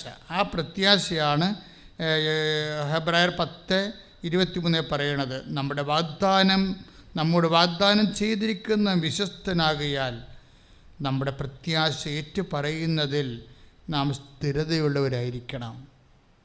അവൻ പറയണ പോലെ ചെയ്യുന്നതിൽ നമ്മൾ സ്ഥിരതയുള്ളവനായിരിക്കണം. അപ്പോൾ സ്വാഭാവികമായിട്ട് എന്താണ്, ദൈവമായിട്ടാണ് നമ്മളൊരു കക്ഷി. ഉടമ്പടിയിൽ എന്താ സംഭവിക്കണത്? നമ്മളൊരു കക്ഷി, ദൈവം ഒരു കക്ഷി, അല്ലേ? ദൈവത്തോട് ഉടമ്പടി ചെയ്യാൻ നമുക്ക് വല്ല യോഗ്യത ഉണ്ടോ? അതാണ് ഈ അച്ഛന്മാരൊക്കെ ആദ്യകാലങ്ങളിൽ, ചില അച്ഛന്മാരെ, എല്ലാ അച്ഛന്മാരും അല്ല, ഇപ്പോൾ സഭയ്ക്ക് മുഴുവൻ മനസ്സിലായി. നല്ല പ്രാർത്ഥനയാണ്, ജനങ്ങളെ വിശുദ്ധീകരിക്കുന്നുണ്ട്, സുവിശേഷം സാക്ഷീകരിക്കുന്നുണ്ടെന്ന് മനസ്സിലായി. ഇപ്പം എനിക്ക് ആദ്യകാലം പോലുള്ള വിമർശനങ്ങളില്ല. പണ്ടെനിക്ക് എപ്പോഴും അച്ഛന്മാർ ഓരോരുത്തരൊക്കെ വാട്സപ്പിലൊക്കെ ഓരോ മെസ്സേജൊക്കെ വിടുമായിരുന്നു. ചില സമയത്തൊക്കെ എന്നെ പിതാവ് വിളിക്കുമായിരുന്നു, അതെന്താണ് ഇതെന്താണെന്നൊക്കെ ചോദിച്ചുകൊണ്ട്. പിതാവ് എന്നോട് പക്ഷേ എപ്പോഴും എന്നോട് വളരെ വാത്സല്യത്തോടെയും കാര്യങ്ങൾ മനസ്സിലാക്കിയും ഉപദേശം നിർദ്ദേശം നൽകി ചേർത്ത് നിർത്തുകയുള്ളൂ. എന്നാ പ്രശ്നം വെച്ച് കഴിഞ്ഞാൽ, ഈ എപ്പോഴും വരുന്നൊരു വിഷയം, ഇപ്പോൾ നമ്മൾക്ക് ഒരു വിഷയമുണ്ടായി. ഈ വിഷയം ചില സമയത്ത് നമ്മുടെ മെരിറ്റിൽ ഒതുങ്ങണമായിരിക്കുന്നത്. എന്തുകൊണ്ടാണ് നമ്മൾ ഉടമ്പടി ചെയ്യണത്? നമ്മൾക്കുണ്ടായിരുന്ന വിഷയം നമ്മുടെ മെരിറ്റിൽ ഒതുങ്ങാത്തപ്പോഴാണ് ഉടമ്പടി ചെയ്യണത്. നിങ്ങൾക്കറിയാമല്ലോ, മെരിറ്റ് എന്ന് പറഞ്ഞാൽ എന്താണ്? യോഗ്യത. ഗതികേട് കൊണ്ട് ഞാൻ ചില സമയത്ത് ഈ സാധനമൊക്കെ ഇംഗ്ലീഷ് ബൈബിൾ പഠിച്ചു വെച്ചിരിക്കുന്നത്, കാരണം ഇംഗ്ലീഷ് വാക്കാണ് പറയണത്. പക്ഷേ ചേച്ചിമാർക്ക് ചിലർക്ക് മെരിറ്റ് എന്താണെന്നൊക്കെ ഒന്നും അറിയാൻ പറ്റും. അച്ഛൻ ഇതിനെക്കുറിച്ചാണ് പറയണത് പോലെ അവർ അറിയും. അത് യോഗ്യത. ഒരു വിഷയം നടക്കണമെങ്കിൽ നിങ്ങളുടെ വീട് വെക്കുക, നിങ്ങൾക്ക് വിവാഹം കഴിക്കുക, നിങ്ങൾക്ക് കുഞ്ഞുങ്ങളുണ്ടാവുക, നിങ്ങൾക്ക് ജോലി കിട്ടുക, നിങ്ങൾക്ക് പ്രൊമോഷൻ കിട്ടുക, നിങ്ങളുടെ ബിസിനസ്സിലേക്ക് പോവുക, നിങ്ങളുടെ വിസ അടിച്ചു വരിക, ഇങ്ങനെ ഓരോ ഈവൻസിന് 2 കാര്യങ്ങൾ വേണം. എന്ത് വേണം? മെറിറ്റ് ആൻഡ് ഗ്രേസ് വേണം, അല്ലേ? അത് നമുക്ക് യോഗ്യത ഉണ്ടാകണം, പിന്നെ എന്താണ്? വരപ്രസാദം ഉണ്ടാകണം. പക്ഷെ ഒരു കുഴപ്പമുണ്ട്. എന്താ കുഴപ്പം? Why covenant? എന്തുകൊണ്ടാണ് കവനൻ്റ്? നമ്മൾക്ക് ചില സമയത്ത് മെറിറ്റിൽ ചില സമയത്ത് നമ്മൾക്ക് കുറവായിരിക്കും മെറിറ്റ്. മനസ്സിലായില്ലേ? അതാ പ്രശ്നം. ബിബിൻ്റെ പ്രശ്നം കണ്ടു. ബിബിൻ എന്താ പറയണത്? ബിബിൻ പറയണത് എനിക്ക് കുറേ ഇൻറ്റേർണൽ മാർക്ക് കുറവായിരുന്നു എന്നാണ് പറഞ്ഞത്. 20 പേപ്പർ എഴുതിയെടുക്കാനുണ്ട്. ബിടെക്കാർക്ക് മറ്റു അക്കാഡമിഷ്യൻസൊക്കെ അറിയാൻ പറ്റിയത് എന്താ പറയണതെന്ന്. അതായത് ഇൻറ്റേർണൽ അസസ്മെൻറ്റ് മാർക്കുണ്ടല്ലോ, അത് റെക്കോർഡിലൂടെ അല്ലെങ്കിൽ ഹോംവർക്കിലൂടെയൊക്കെ വരണ മാർക്കുകളാണ്. അതിവനില്ല, മെറിറ്റില്ലെന്ന് എൻ്റെ അർത്ഥം. മനസ്സിലായില്ലേ? ഇൻറ്റേർണൽ മാർക്കില്ലെന്നാണ് അവൻ പറയണത് പല വിഷയങ്ങൾക്കും. പിന്നെ അതുകൊണ്ടാണ് അവന് ഹോപ്പില്ലാത്തത്. ഞാൻ എങ്ങനെ എന്ത് എഴുതാനാണ്? എനിക്ക് ഇൻറ്റേർണൽ അസസ്മെൻറ്റ് മാർക്കില്ലല്ലോ, ഇൻറ്റേർണൽ മാർക്കില്ലല്ലോ. പിന്നെ ഞാൻ എങ്ങനെയാണ് 20 പേപ്പർ എഴുതണത്? അമ്മയോട് പറഞ്ഞപ്പോൾ അമ്മ പറഞ്ഞു നീ എഴുതാൻ പറഞ്ഞെന്ന്. അതിലും രസമാണ് അതൊരു സാക്ഷ്യം കേൾക്കാൻ. അവസാനം ഞാൻ എഴുതാൻ പോകാൻ ഞാനൊരു പണി ചെയ്ത് കുറേ പത്രം വാങ്ങിച്ചു ഓട്ടോറിക്ഷക്കാർക്ക് കൊടുത്തത്. അപ്പം ഞങ്ങൾ ചോദിച്ചു എന്തിനാണ് നീ ഓട്ടോറിക്ഷ കൊടുത്തത്? അതിൽ ഓട്ടോറിക്ഷക്കാരാകുമ്പോൾ ഒരു ഗുണമെന്ന് വെച്ചാൽ ഒന്നെങ്കിൽ കുറച്ച് പത്രം അവിടെ വെച്ചേക്കും, വന്നവർക്ക് അവർ തന്നെ കൊടുത്തോളൂ. അപ്പോഴങ്ങനെയെങ്കിലും കർത്താവിനെ മറ്റ് ജനങ്ങളിലേക്ക് എത്തിക്കില്ല എന്നാണ് ഇവൻ പറയണത്. പിന്നെ ഞാൻ എന്ത് ചെയ്ത്, കോവിഡായപ്പോൾ ലോക്ക്ഡൗൺ ആയില്ലേ, അപ്പോൾ ഞാൻ പോസ്റ്റ് ഓഫീസ് വഴി ഓരോരുത്തർക്ക് അഡ്രസ്സ് നോക്കി സെൻഡ് ചെയ്തെന്നു. ഓരോ മനുഷ്യന്മാർ ചെയ്യണ പരിപാടി കണ്ടില്ലേ? അവർ നമ്മൾ പറയണതല്ല ചെയ്യണത്, അതിൻ്റെ ഇരട്ടി കാര്യങ്ങളാണ് ചെയ്യണത്. ഇതെന്താ ഈശോ പണ്ട് പറഞ്ഞതാണ്, നിന്നോട് 1 മൈൽ ദൂരെ പോകാൻ പറഞ്ഞാൽ നീ 2 മൈൽ പോകണം. അത് വായിച്ച മോളെ. 1 മൈൽ ദൂരം പോകാൻ നിന്നെ നിർബന്ധിക്കുന്നവനോട് കൂടെ, ഏറ്റു പറഞ്ഞ 1 മൈൽ ദൂരെ പോകാൻ, 1 മൈൽ ദൂരം പോകാൻ നിന്നെ നിർബന്ധിക്കുന്നവനോട് കൂടെ 2 മൈൽ ദൂരം പോവുക. 2 മൈൽ ദൂരം. പ്രേക്ഷിത പ്രവർത്തനത്തിൻ്റെ മോഡ് ഓഫ് ആക്ഷൻ അങ്ങനെയാ. അല്ല 1 മൈൽ ദൂരം പോകാൻ പറയുമ്പോൾ എങ്ങനെ 1/2 മൈൽ പോകാം? മലയാളിയല്ലേ, മലയാളിയുടെ പ്രശ്നം അതാണല്ല. 1 മൈൽ പോകാൻ പറയുമ്പോൾ നമ്മുടെ സുഹൃത്തത്തിൽ ഇതെങ്ങനെ 1/2 മൈലാക്കാമെന്ന് ചിന്തിച്ചുകൊണ്ടിരിക്കും ഇല്ലേ? അങ്ങനെയല്ല. പ്രേക്ഷിത പ്രവർത്തനം ദൈവത്തോട് ചെയ്യുന്ന പ്രവർത്തനങ്ങളെന്ന് പറയണത് 1 മൈൽ പോകാൻ നിന്നോട് ആവശ്യപ്പെട്ടാൽ എന്ത് ചെയ്യണം? നിങ്ങൾ 2 മൈൽ പോകണം. അതാണ് 5 കാശ് രൂപ വാങ്ങിക്കാവുന്ന ചിഞ്ചു പറഞ്ഞത്.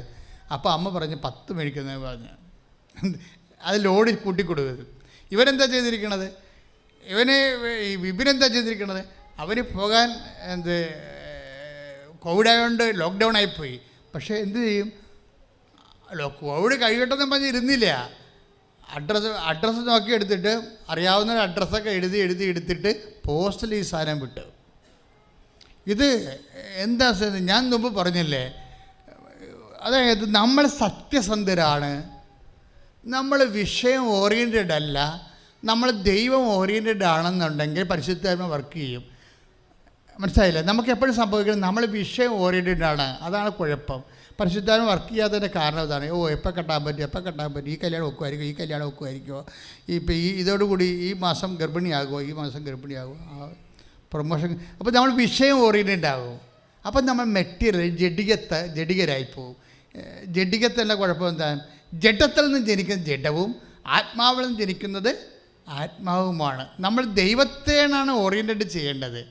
പരിശുദ്ധാത്മ പ്രവർത്തിക്കണമെങ്കിലേ അത് വായിച്ചോളൂ. യോഹന്നാൻ്റെ സുവിശേഷം. ജഡത്തിൽ നിന്ന് ജനിക്കുന്ന ജഡവും എന്ന് പറഞ്ഞ് ശ്രദ്ധിക്കട്ടെ.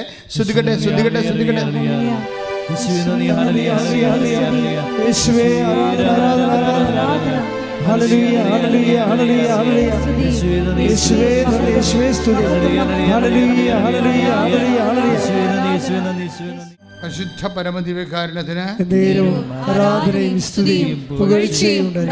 വായിച്ചോളൂ. ഗലാത്യ 6:8.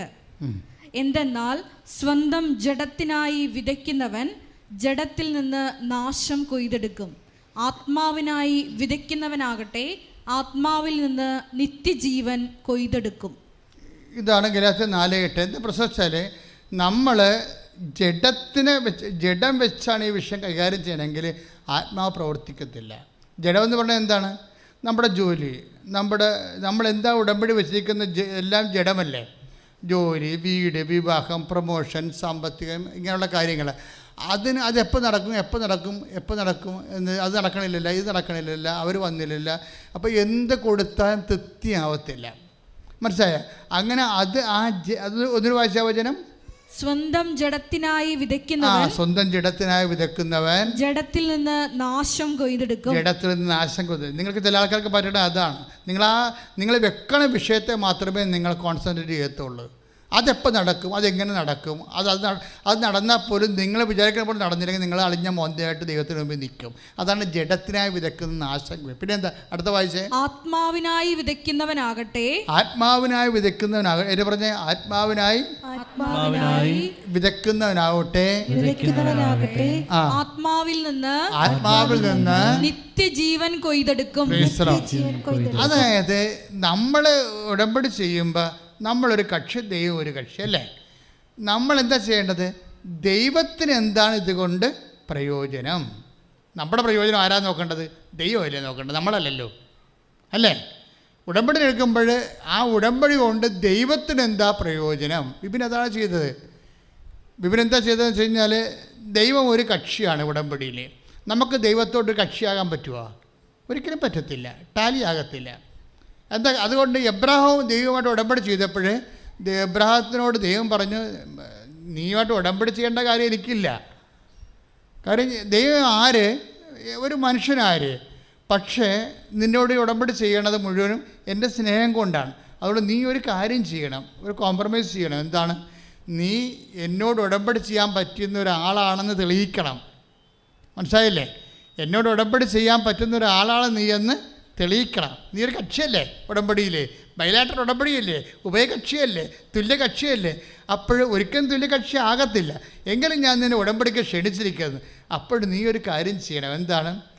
കുറഞ്ഞ പക്ഷം നീ എൻ്റെ മുമ്പാകെ നടന്ന് വിശുദ്ധിയുള്ളവനായിരിക്കണം. 17:1. ശ്രദ്ധിക്കട്ടെ.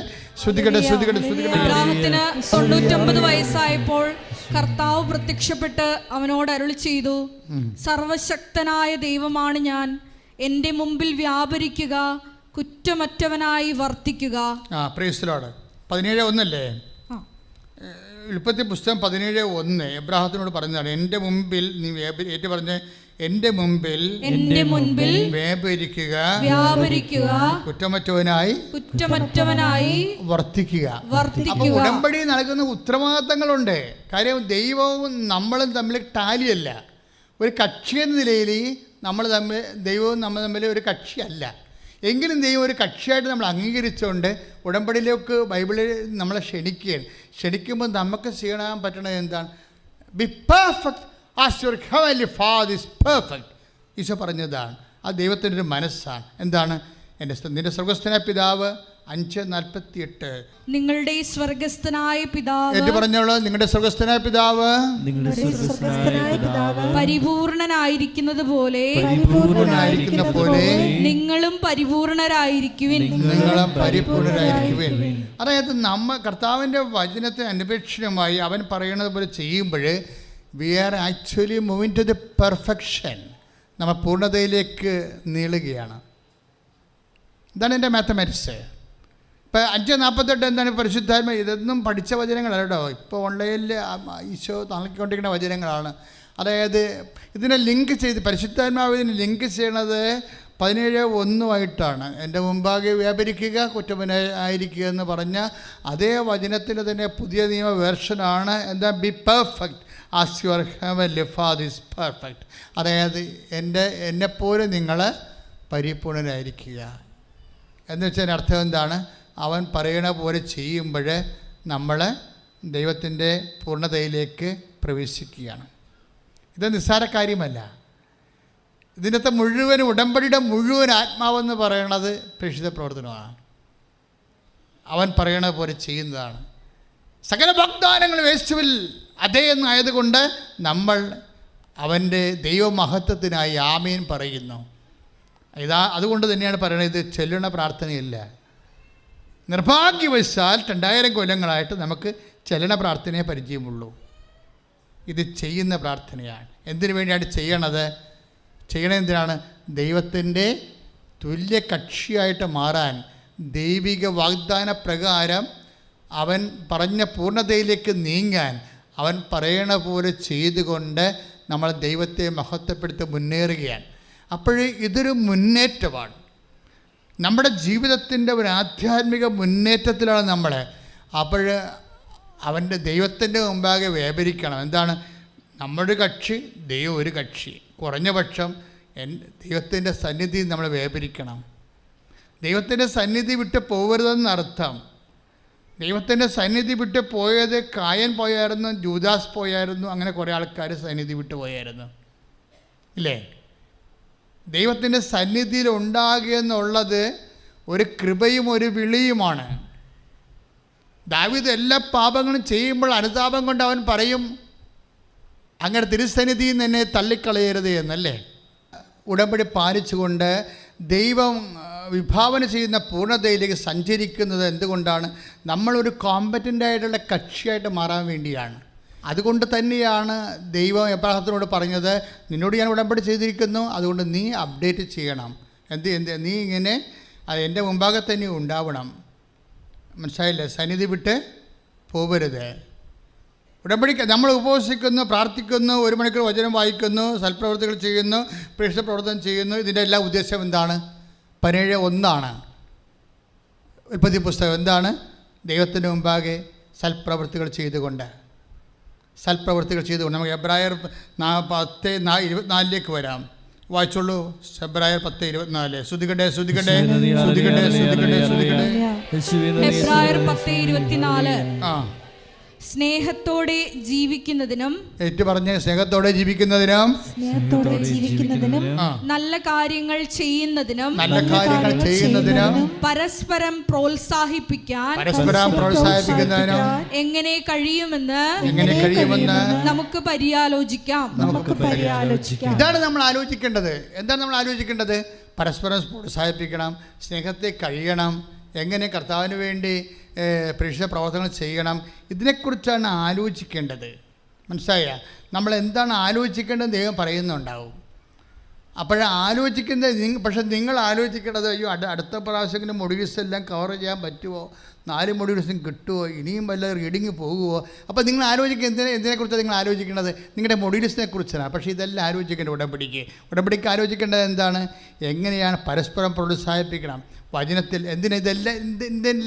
ഇങ്ങനെ സൽപ്രവർത്തികൾ ചെയ്യുന്നതും സൽപ്രവർത്തികളെക്കുറിച്ച് ആലോചിക്കുന്നതും എല്ലാം എന്തിനു വേണ്ടിയാണ്? അവൻ്റെ സന്നിധിയിൽ നിൽക്കുന്നതിന് വേണ്ടിയുള്ള ഒരു കപ്പാസിറ്റി നമ്മൾ ആർജിക്കാൻ വേണ്ടിയാണ്. അത് ഉടമ്പടിയുടെ ഭാഗമാണ്. എന്താണ്? നമ്മൾ ദൈവത്തോട് അനുയോജ്യമായൊരു പങ്കാളിയായിട്ട് മാറുകയാണ്. ഉടമ്പടി ഒരു പങ്കാളിത്തമാണല്ലോ നമുക്ക് വരണത്. അത് കുറ്റമറ്റവനായിരിക്കും. വിപിൻ എന്താ ചെയ്തിരിക്കുന്നത്? വിപിൻ പറയണത് കേട്ടാൽ നമ്മൾ ഞെട്ടിപ്പോകും. അതായത് അവന് ഈ ദൈവത്തിൻ്റെ ഉടമ്പടി പാലിക്കുന്നതിന് ഒരു തന്നെ യോഗ്യമാക്കാൻ പറ്റാത്ത ചില അയോഗ്യ വശങ്ങൾ അവൻ്റെ ജീവിതത്തിലുണ്ട്. അവൻ 9ാം ക്ലാസ് മുതൽ ബിടെക് വരെ സിഗരറ്റ് വലിക്കുന്ന ആളാണ്. 9ാം ക്ലാസ് മുതൽ ബിടെക് വരെ സിഗരറ്റ് വലിക്കുന്ന ആളാണ്. ഓൺലൈൻ ഉടമ്പടി എടുത്തതേ ഉള്ളൂ.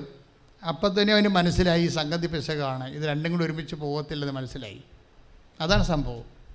എൻ്റെ മുമ്പാകെ നിൽക്കണം, കുറ്റമറ്റവനായിരിക്കണം, അല്ലേ? അതുപോലെ തന്നെ അവൻ്റെ പരിപൂർണതയിലേക്ക് നമ്മൾ തുല്യ പങ്കാളിയെപ്പോലെ യോഗ്യത പ്രാപിച്ചുകൊണ്ടേയിരിക്കണം. അപ്പോൾ അവനെന്ത് ചെയ്ത് ഏകപക്ഷീയമായിട്ട് ഒരു തീരുമാനമെടുത്തു, ഞാൻ എൻ്റെ സിഗരറ്റ് ഉപേക്ഷിക്കണമെന്ന്. അത് കൃപ നിറയാമ്പൻ്റെ വഴികളാണ് ഈ സംഭവം. പക്ഷേ എന്നാലും പഠിക്കാൻ പറ്റണില്ല പാവത്തിന്. കാര്യം അവൻ്റെ കോൺഫിഡൻസ് മുഴുവൻ കളയണത് ഈ അരിയറല്ല, ഈ ഇൻറ്റേർണലാണ്. എങ്ങനെ പഠിച്ച് ജയിച്ചാൽ ഇൻറ്റേർണൽ പോയത് കഴിഞ്ഞ് അസസ്മെൻറ്റ് വരുമ്പോൾ കുളമായി പോകത്തില്ല. എന്നിട്ട് ഇവൻ 20 പരീക്ഷകൾ എഴുതാൻ തുടങ്ങി. പരീക്ഷ ഹോളിൽ കയറിയപ്പോൾ ഒന്നും മനസ്സിലാകണില്ല, ഒന്നും ഓർക്കണമില്ല. അപ്പം മാതാവിനോട് പറഞ്ഞു, മാതാവേ ഞാൻ പഠിച്ചിട്ട് വരാം, അടുത്ത പ്രാവശ്യം ഞാൻ എഴുതാമെന്ന് പറയും. പരീക്ഷ ഹോളിൽ കയറുന്നത് പറയും. അപ്പോൾ അവർ തമ്മിൽ അതിനുള്ളിൽ ഭയങ്കര ഇൻറ്റിമസി ആയിപ്പോയി. കാര്യം ഇവനെല്ലാം ഇങ്ങനെ ഉപേക്ഷിക്കുന്നുണ്ടല്ലോ. ഇവനിങ്ങനെ കർത്താവിൻ്റെ അവൻ പറയണ പോലെ എല്ലാം കൃത്യം ഒരു ചെറുപ്പക്കാരനാണ്, മിടുക്കനാണ്. അതായത് ഇതെല്ലാം ചെയ്യുന്നുണ്ടല്ലോ. അപ്പോൾ അമ്മ അവന് സിൻസിയറായിട്ട് മനസ്സിലാക്കിയിട്ട് അമ്മ അവനോട് പറയും, നീ എഴുതാതെ പോകരുതെന്ന് പറയും. അപ്പോൾ ഇവൻ എഴുതാൻ തുടങ്ങിയിട്ട് കക്ഷിക്ക് അധികം ശരിക്കൊന്ന് ഹോംവർക്ക് ചെയ്യാതെ എഴുതുകയാണ്. അതുകൊണ്ട് അവൻ പച്ചക്ക് അമ്മയോട് പറയും, അമ്മേ ഞാൻ നിർത്തുകയാണ്, ഞാൻ അടുത്ത പ്രാവശ്യം വന്ന് മര്യാദക്ക് പഠിച്ചിട്ട് വന്ന് എഴുതുക, ഇപ്പം എൻ്റെ തലയിൽ ഒന്നുമില്ല, ഇങ്ങനെ എഴുതിയിട്ട് കാര്യമില്ല, ദൈവത്തെ എന്തിനാണ് പരീക്ഷിക്കണമെന്ന് പറയുമ്പോൾ അമ്മ അവനോട് പറയും, നീ എഴുതാൻ പറയും. ഇതാണ് കൃപയുടെ ഹൃദയസ്പന്ദനം എന്ന് പറയണത്. ആ പരീക്ഷ കൊണ്ട് എൻ്റെ ഉള്ളിൽ നിന്ന് അവൻ പറഞ്ഞു കൊടുക്കും, നീ എഴുതാതെ പോകരുതെന്ന് പറയും. അമ്മ അവനെ ഇരുത്തിക്കൊണ്ട് ആ ദിവസങ്ങളിലെല്ലാം 20 പരീക്ഷ എഴുതിക്കും. 20 പരീക്ഷ എഴുതിക്കുമ്പോൾ ഇതിനെക്കുറിച്ച് പറയുന്ന ഒരു കമൻ്റുണ്ട്. ഞാൻ എഴുതി അവസാനം ഞാൻ പറഞ്ഞു, അതായത് ഞാനിങ്ങനെ എഴുതുമ്പോൾ ഇത് എവിടെ നിന്നാണ് ആരാണ് പറഞ്ഞു തരണമെന്ന് എനിക്കൊരു ഓർമ്മയില്ല. എനിക്കിങ്ങനെ ഉത്തരം ഡിക്റ്റേറ്റ് ചെയ്തുകൊണ്ടിരിക്കുകയാണ് എൻ്റെ ഉള്ളിൽ നിന്ന്. മനസ്സിലായോ? കൃപ വന്ന് നിറയുകയും എൻ്റെ ഉള്ളിൽ നിന്ന് എനിക്ക് അമ്മയെല്ലാം പറഞ്ഞു തരികയും ചെയ്യുകയാണ്. എന്നിട്ട് ഇതെല്ലാം എഴുതി കഴിയുമ്പോൾ ഈ 20 പരീക്ഷ എഴുതി കഴിയുമ്പോൾ അരിയറെല്ലാം എഴുതി കഴിയുമ്പോൾ ഇവൻ കോൺഫിഡൻ്റ് ആകുമ്പോൾ അവൻ ജയിച്ച പോലെയാവും. പക്ഷേ റിസൾട്ട് വരുമ്പോൾ അതുപോലെ തന്നെ ഇടിപെട്ട് റിസൾട്ട് എല്ലാ പേപ്പർ ക്ലിയർ ചെയ്യും. അതായത് അതൊക്കെ ഒരാളിൽ ലൈഫ് ചേഞ്ച് ചെയ്യുന്ന രീതി കണ്ടില്ലേ? ഇത് മെറിറ്റൊന്നും ഇല്ല അവന്, ശരിക്കും പറഞ്ഞാൽ യോഗ്യതയില്ല. ഇവിടെ എന്താ ഉള്ളത്? ഗ്രേസ് ഉണ്ട്. മനസ്സിലായി? ഞാൻ എപ്പോഴും പറഞ്ഞത് ഉടമ്പടി വർക്ക് ചെയ്യണത് Ephesians 2:8 not by merit but by grace. എന്ന് വെച്ചാൽ മെറിറ്റ് വേണ്ടേ എന്നല്ല പ്രശ്നം. മെറിറ്റ് എന്ന് പറയുന്നത് എന്താണ്? നിങ്ങളുടെ സിൻസിയർ ഹാർഡ് വർക്കാണ് നിങ്ങളുടെ മെറിറ്റ്. മനസ്സിലായ? നിങ്ങളുടെ സിൻസിയർ ഹാർഡ് വർക്ക്, സത്യസന്ധമായ കഠിനാധ്വാനം ഉണ്ടെങ്കിലും ചില സമയത്ത് മെറിറ്റ് ഡാമേജായി പോകാം.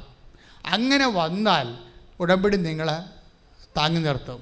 കാരണം എന്താണ്? ഉടമ്പടിയിൽ നമുക്ക് ലഭിക്കുന്നത് എന്താണ്? ഗ്രേസാണ്. ദൈവവചന ഗ്രേസാണ് കിട്ടുന്നത്. അതല്ല, ഇവൻ ഇതുകൊണ്ട് കൂട്ടുകാരത്ത് പറഞ്ഞു കൊടുത്ത് 32 അരിയറുണ്ടായിരുന്ന ആൾക്കാരെ കൊണ്ട് അവൻ എഴുതിച്ചിട്ടുണ്ട്. ഇതേ സ്പിരിറ്റിൽ കൺവേ ചെയ്ത് നിങ്ങൾ വിചാരിക്കണത് ഈ ഒരു വ്യക്തി ഓൾ ഓൺ എ സഡൻ അമ്മയുമായിട്ട് കണക്ട് ചെയ്തൊരു വ്യക്തിയാണ് ഒരു കൃപാസന പത്രം കൊണ്ട്. Is not a Christian. അതറിയുമ്പോഴാണ് പ്രശ്നം പറയണത്. അയാൾ ഒരു ക്രിസ്ത്യൻ അല്ല, ഐ മീൻ ദ ബാപ്റ്റിസ്റ്റ് അല്ല അയാൾ. പക്ഷെ എന്തുകൊണ്ടാണ് ഈ ഒരു വ്യക്തിയിൽ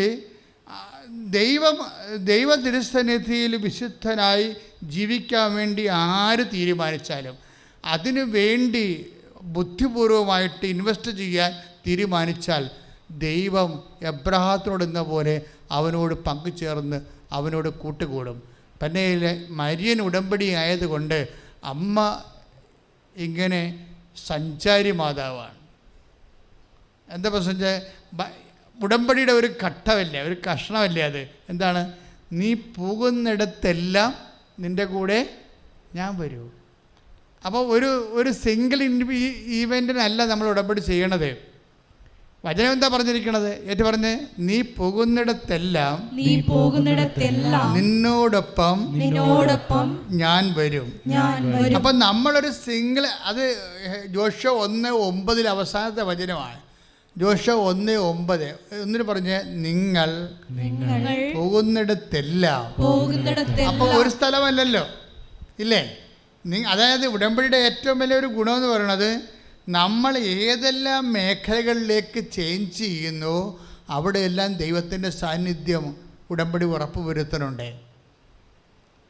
എല്ലാ വിഷയങ്ങൾക്കും നിങ്ങൾ എന്തെല്ലാം മൂവ്മെൻറ്റ് നടത്തുന്നു അതെല്ലാം ദൈവം ഗ്യാരണ്ടി ചെയ്യും. രക്ഷിത പ്രവർത്തനത്തിൻ്റെ ഒരു സാക്ഷ്യം കൂടി പറഞ്ഞിട്ട് നമ്മൾ രോഗസൗഖ്യ പ്രാർത്ഥനയ്ക്ക് പ്രവേശിക്കുകയാണ്. ഷീജ ജോയി പോട്ടയിൽ നിന്നൊരു സഹോദരി സാക്ഷ്യം പറഞ്ഞായിരുന്നു. ഈ ഉടമ്പടി, എനിക്ക് പറയാനുള്ള, ഉടമ്പടി കാലത്ത് ദൈവം നമ്മൾ ഇൻട്രാക്ട് ചെയ്യുന്ന കാലമല്ലേ. നിങ്ങൾ ഉഴപ്പിയത് കൊണ്ട്, വിശുദ്ധി ഇല്ലാതെ ജീവിക്കണതുകൊണ്ടാണ് ചില സമയത്ത് ദൈവത്തെ നിങ്ങളോട് അടുക്കാൻ പറ്റാതെ വരുന്നത്. പക്ഷേ ഉടമ്പടിയോട് പോലെ സിമ്പിളായിട്ട് ദൈവത്തിന് ഇടപെടാൻ പറ്റിയ ഒരു പ്രാർത്ഥനാ രൂപമില്ല. അത്രയും സിമ്പിളാണിത്. അപ്പം അല്പമൊന്നും നമ്മളൊന്ന് ശ്രദ്ധിച്ചാൽ മതി. ഇപ്പം ഷീജ ഉടമ്പടി എടുത്തപ്പോൾ തന്നെ അമ്മ ഒരു സ്വപ്നം കാണിച്ച്, അത് ഈ ആഴ്ചത്തെ സാക്ഷ്യമാണ്. സ്വപ്നം കാണിച്ചതെന്ന് വെച്ചാൽ, ഞാനിവിടുന്ന് പഴം കൊടുത്തുകൊണ്ടിരിക്കുന്നു, നേർച്ചപ്പഴം കൊടുത്തുകൊണ്ടിരിക്കുക. ആൾക്കാരെ ഒരു പഴം അവൾക്ക് കൊടുത്തു. അപ്പോൾ ആ പഴം കൊടുത്തപ്പോൾ ഉടനെ അത് ഷീജ ബാക്കിലേക്ക് പാസ് ചെയ്ത്, കിട്ടാത്തവർക്ക് പാസ് ചെയ്ത്. അപ്പോൾ അവൾ നോക്കുമ്പോൾ പുറകിലോട്ട് പാസ് ചെയ്ത് തിരിഞ്ഞ് നോക്കുമ്പോൾ കൈ 2 പഴം ഇരിക്കണം. അപ്പോൾ ഉടനെ അതും കിട്ടാത്തവർക്ക് ഇങ്ങനെ പാസ് ചെയ്ത്, അപ്പം തിരിഞ്ഞ് നോക്കുമ്പോൾ കൈ 2 പടലപ്പഴം ഇരിക്കണ്ടേ. എന്താ സംഭവിച്ചു കഴിഞ്ഞാൽ ഇവർക്ക് ആമവാദമാണ്. ഞാൻ സാക്ഷി ഇട്ടിട്ടുണ്ടേ, നോക്കണേ. ആമവാദമാകുമ്പോൾ കൈ പൊക്കാൻ പറ്റത്തില്ല. ഒരു കൈ ഇങ്ങനെ തളർന്ന് കിടക്കുകയാണ് വാദം പിടിച്ച്. എന്നിട്ട് ഇവർ ഹസ്ബൻഡിൻ്റെ കൂടെയാണ് ഇവിടെ വരണത്. പക്ഷെ ഒരു പ്രാവശ്യം ഹസ്ബൻഡ് ആ സമയത്ത് ലീവ് കിട്ടിയില്ല, അതുകൊണ്ട് ഒറ്റക്ക് വന്ന്. അതങ്ങനെ പോകാൻ പറ്റില്ല. ഒരു കൈ ഇങ്ങനെ തിളക്കുമ്പോൾ ഒരു കൈ കൊണ്ട് ബസ്സെ പിടിച്ച് വരണ്ടേ. ഓരോ മനുഷ്യരുടെ ഇൻവെസ്റ്റ്മെൻറ്റ് കണ്ടില്ലേ? അതാണ് നമ്മൾ ശ്രദ്ധിക്കേണ്ടത്. ഇവരിവിടെ വന്ന് ഇതുപോലെ നിങ്ങളെ ധ്യാനമൊക്കെ കൂടി വെച്ചും പോകാൻ നേരത്ത് ഇവർ ബിഗ് ഷോപ്പർ കൊണ്ടാണ് വരണത്. അപ്പോൾ 100 പത്രം വാങ്ങിക്കും. ഒരു കൈ കൊണ്ടാണ് പിടിക്കാൻ പറ്റത്തുള്ളൂ, അതുകൊണ്ട് ഒരു കൈയുടെ തണ്ടയിലിടുകയാണ്. ഈ 100 ബിഗ് ഷോപ്പർ മേടിച്ച് ഒരു കൈയുടെ തണ്ടയിലിട്ടിട്ട് ബസ്സിലേക്ക് കയറണം. എന്നിട്ട് ഇത്രയും കഷ്ടപ്പെട്ടാണ് ഈ പ്രേക്ഷിത പ്രവർത്തനം ചെയ്യണത്. ചെയ്തിട്ട് കൊടുക്കണ ഓരോ സ്ഥലത്തും മാതാവിനെക്കുറിച്ച് പറയും. ഇവരെ ചുമ്മാ ഇങ്ങനെ നോട്ടീസ് പറഞ്ഞതല്ല. കാര്യം നിങ്ങൾക്കറിയാം, ഉടമ്പടി എന്ന് പറഞ്ഞാൽ ഒരു ചെയ്യുന്ന പ്രാർത്ഥനയാണ്, ചൊല്ലുന്ന പ്രാർത്ഥനയല്ല. ഞാൻ പ്രത്യക്ഷീകരണ പ്രാർത്ഥന 100 പ്രാവശ്യം ചൊല്ലി, പ്രത്യക്ഷീകരണ പ്രാർത്ഥന എഴുതിയെന്നൊക്കെ പറഞ്ഞിട്ട് വരിക. അതൊക്കെ വെറുതെ വിട്ടിത്തരാം. അതൊന്നും ഇതിൻ്റെ അത് ഇല്ലാത്ത, അച്ഛൻ പറയാത്ത കാര്യങ്ങളൊന്നും നിങ്ങൾ കൂട്ടിച്ചേർക്കരുതേ. ഇത് തന്നെ വളരെ ശ്രദ്ധാപൂർവം ദൈവം തരാത്ത ഒരു പ്രചോദനങ്ങളും, അത് ദൈവികമായ പഠനങ്ങൾ, സഭയുടെ പഠനങ്ങളെല്ലാം വെച്ച് നോക്കിയിട്ട് എഡിറ്റ് ചെയ്തിട്ടാണ് ഞാൻ അത് പാസ് ചെയ്യണത്. അപ്പം നിങ്ങൾ എപ്പോഴും ശ്രദ്ധിക്കേണ്ട കാര്യം, ഈ വീട്ടിലിരുന്ന് ഇരുട്ടത്തിരുന്ന് വരെ എന്തെങ്കിലുമൊക്കെ കാണിച്ചു കൂട്ടിയിട്ട് ദൈവത്തെ പ്രസാദിപ്പിക്കുക എന്നുള്ള മിഥ്യാധാരണ ഒന്നും ഉണ്ടാക്കരുത്. ഉടമ്പടി മര്യാദക്ക് പുറത്തിറങ്ങി ചെയ്യണ ജോലിയാണ്, ചെയ്യണ പ്രാർത്ഥന. അവൻ പറയണ പോലെ ചെയ്യണ സംഭവം. അപ്പം അതുകൊണ്ട് തന്നെ ഇവരെന്താ ചെയ്യേണ്ടത്? ഇവരുടെ അവസ്ഥ കണ്ട, ഒരു കൈ അവർക്കില്ല. ഒരു കൈ വെച്ചുകൊണ്ടാണ് ഈ ബസ് കയറി വരണ പിടിച്ചോണ്ട്. അതിൻ്റെ ഒക്കെ 100 ബിഷോപ്പർ മേടിച്ച് 3 പത്രം മേടിച്ചുകൊണ്ട് ഒരു ബിഷോപ്പർ ഇട്ടുകൊണ്ട് കൈത്തണ്ട ഇട്ടുകൊണ്ട് വരെ കൈത്തണ്ടയിൽ ഇടാൻ പറ്റത്തുള്ളൂ. അവരാ പത്രം ഓരോ സ്ഥലത്ത് കൊണ്ടേ കൊടുക്കും. കൊടുത്തിട്ട് അവർ മാതാവിനെക്കുറിച്ച് സംസാരിക്കും. മനസ്സിലായല്ലേ? തിരിച്ചടുത്ത മാസം ഇവിടെ വരുമ്പോൾ ഞാൻ നിൽക്കുന്നുണ്ടാവും ഇവിടെ. അപ്പോൾ പറയാം, അച്ഛാ എൻ്റെ കൈ ഇങ്ങനെ തളർന്നിരിക്കുകയാണെന്ന് പറയും. ഒരു കൈ ആമവാദമാണെന്ന് പറഞ്ഞു. അപ്പോൾ എനിക്കിവർ നടത്തിയ കാര്യങ്ങളെക്കുറിച്ചൊന്നും അറിയത്തില്ല. കുറേ ആൾക്കാരിങ്ങനെ ലൈൻ നിൽക്കുമ്പോൾ ഞാൻ പ്രാർത്ഥിക്കുന്ന കാര്യത്തിൽ ശ്രദ്ധിക്കത്തുള്ളൂ. എപ്പോഴും അങ്ങനെയാണ്. എന്നെ സംബന്ധിച്ചിടത്തോളം ദൈവം മഹത്വപ്പെടണം. അമ്മയുടെ പ്രത്യക്ഷീകരണത്തിന് അടയാളം ഉണ്ടാകണം. അമ്മയുടെ പ്രത്യക്ഷീകരണത്തിന് അടയാളം കിട്ടുന്നതനുസരിച്ച് മാത്രമേ സഭ ഇത് വ്യാപകമായ രീതിയിൽ പഠിക്കുകയും ദുരന്തമുണ്ടാകാൻ പോണ പ്രാർത്ഥിക്കണമെന്ന് പറഞ്ഞ ദൈവത്തിന് തിരുമനസ്. മലയാള സമൂഹം വിട്ട് ലോകം മുഴുവനും ദൈവമനസ്സറിയണമെങ്കിൽ ഈ പ്രത്യക്ഷീകരണ പ്രാർത്ഥന പറയുന്ന പോലെ ആ പ്രത്യക്ഷീകരണ സഭ ഔദ്യോഗികമായിട്ട് അംഗീകരിക്കണം. അതിന് ആഴമായ അടയാളങ്ങൾ കിട്ടണം. അപ്പോൾ അടയാളങ്ങൾ കിട്ടാൻ വേണ്ടിയാണ് ഞാനെപ്പോഴും വിശുദ്ധീകരിച്ചും വചനങ്ങളെ പഠിച്ചും പ്രാർത്ഥിച്ചും നിങ്ങളെ വിശുദ്ധീകരിച്ചും വിശ്വസ്തതയ്ക്ക് വേണ്ടി നിങ്ങളെ പ്രേരിപ്പിച്ചും ഉടമ്പടിയോട് നിങ്ങൾ ഐക്യപ്പെടുത്തി നിർത്തുന്ന സമയത്ത് ഞാൻ അതേ നോക്കത്തുള്ളൂ. അതുകൊണ്ടാണ് പല ആൾക്കാരും അതിനോട് ബന്ധപ്പെട്ട് സഹകരിക്കാൻ പറ്റാത്ത ആൾക്കാരില്ലേ. ഞങ്ങൾക്ക് ഉടമ്പടി എടുക്കാൻ സമയമൊന്നുമില്ല, തലക്കൊന്നും പിടിക്കുകയെന്ന് ചോദിച്ചുകൊണ്ട് ചില ആൾക്കാർ വരും. ഉടമ്പടി എടുക്കാൻ സമയമില്ല, തലക്കൊന്നും പിടിക്കുക. അപ്പം ഞങ്ങൾ ഇവിടുത്തെ അവിടെ പറയും നിങ്ങൾ അർത്തക്ക പള്ളി പോയാൽ മതി എന്ന് പറയും. കാര്യം അങ്ങനെ ഇത് തീർത്ഥാടന പള്ളിയല്ലല്ലോ ഇത് ദൈവം മനുഷ്യനുമായിട്ട് ഉടമ്പടി ചെയ്തിട്ട് വിശുദ്ധ ഗ്രന്ഥപ്രകാരം സുവിശേഷ സാക്ഷിയായി വ്യക്തി ഉയർന്ന് ദൈവത്തിന് ഒത്ത ഒരു കക്ഷിയായി മാറി ദൈവത്തിന് വേണ്ടി ജീവിക്കണ ഒരു ധ്യാനകേന്ദ്രമാണ്. അതിനുവേണ്ടിയുള്ള കാര്യങ്ങൾ മാത്രമേ ഞങ്ങൾ ചെയ്യത്തുള്ളൂ, വേറെ ഒന്നും ചെയ്യത്തില്ല. ഇപ്പോൾ ഒരു ക്യാൻസർ ആണെന്ന് പറഞ്ഞാൽ ഓക്കെ, നിങ്ങൾ ആദ്യം ഉടമ്പടി എടുത്ത് ദൈവമായിട്ട് നിരപ്പാകാൻ പറയും. മനസ്സിലായി? അതാണ് ആദ്യം ചെയ്യത്തുള്ളൂ. കരുണ കാണിക്കണമെന്ന് പറഞ്ഞാൽ ഉടമ്പടി എടുക്കുക എന്നുള്ള വിഷയത്തിലാണ് കാരുണ്യം ഉള്ളത്. അപ്പോഴവരതിന് റെഡിയാകും. കൂടെ ആരെങ്കിലും വന്നിട്ടുണ്ടെങ്കിൽ ഇപ്പോൾ രോഗിക്ക് കയറാൻ പറ്റത്തില്ലെങ്കിൽ കൂടെ വന്ന ആൾക്കാർ കയറാൻ പറയും.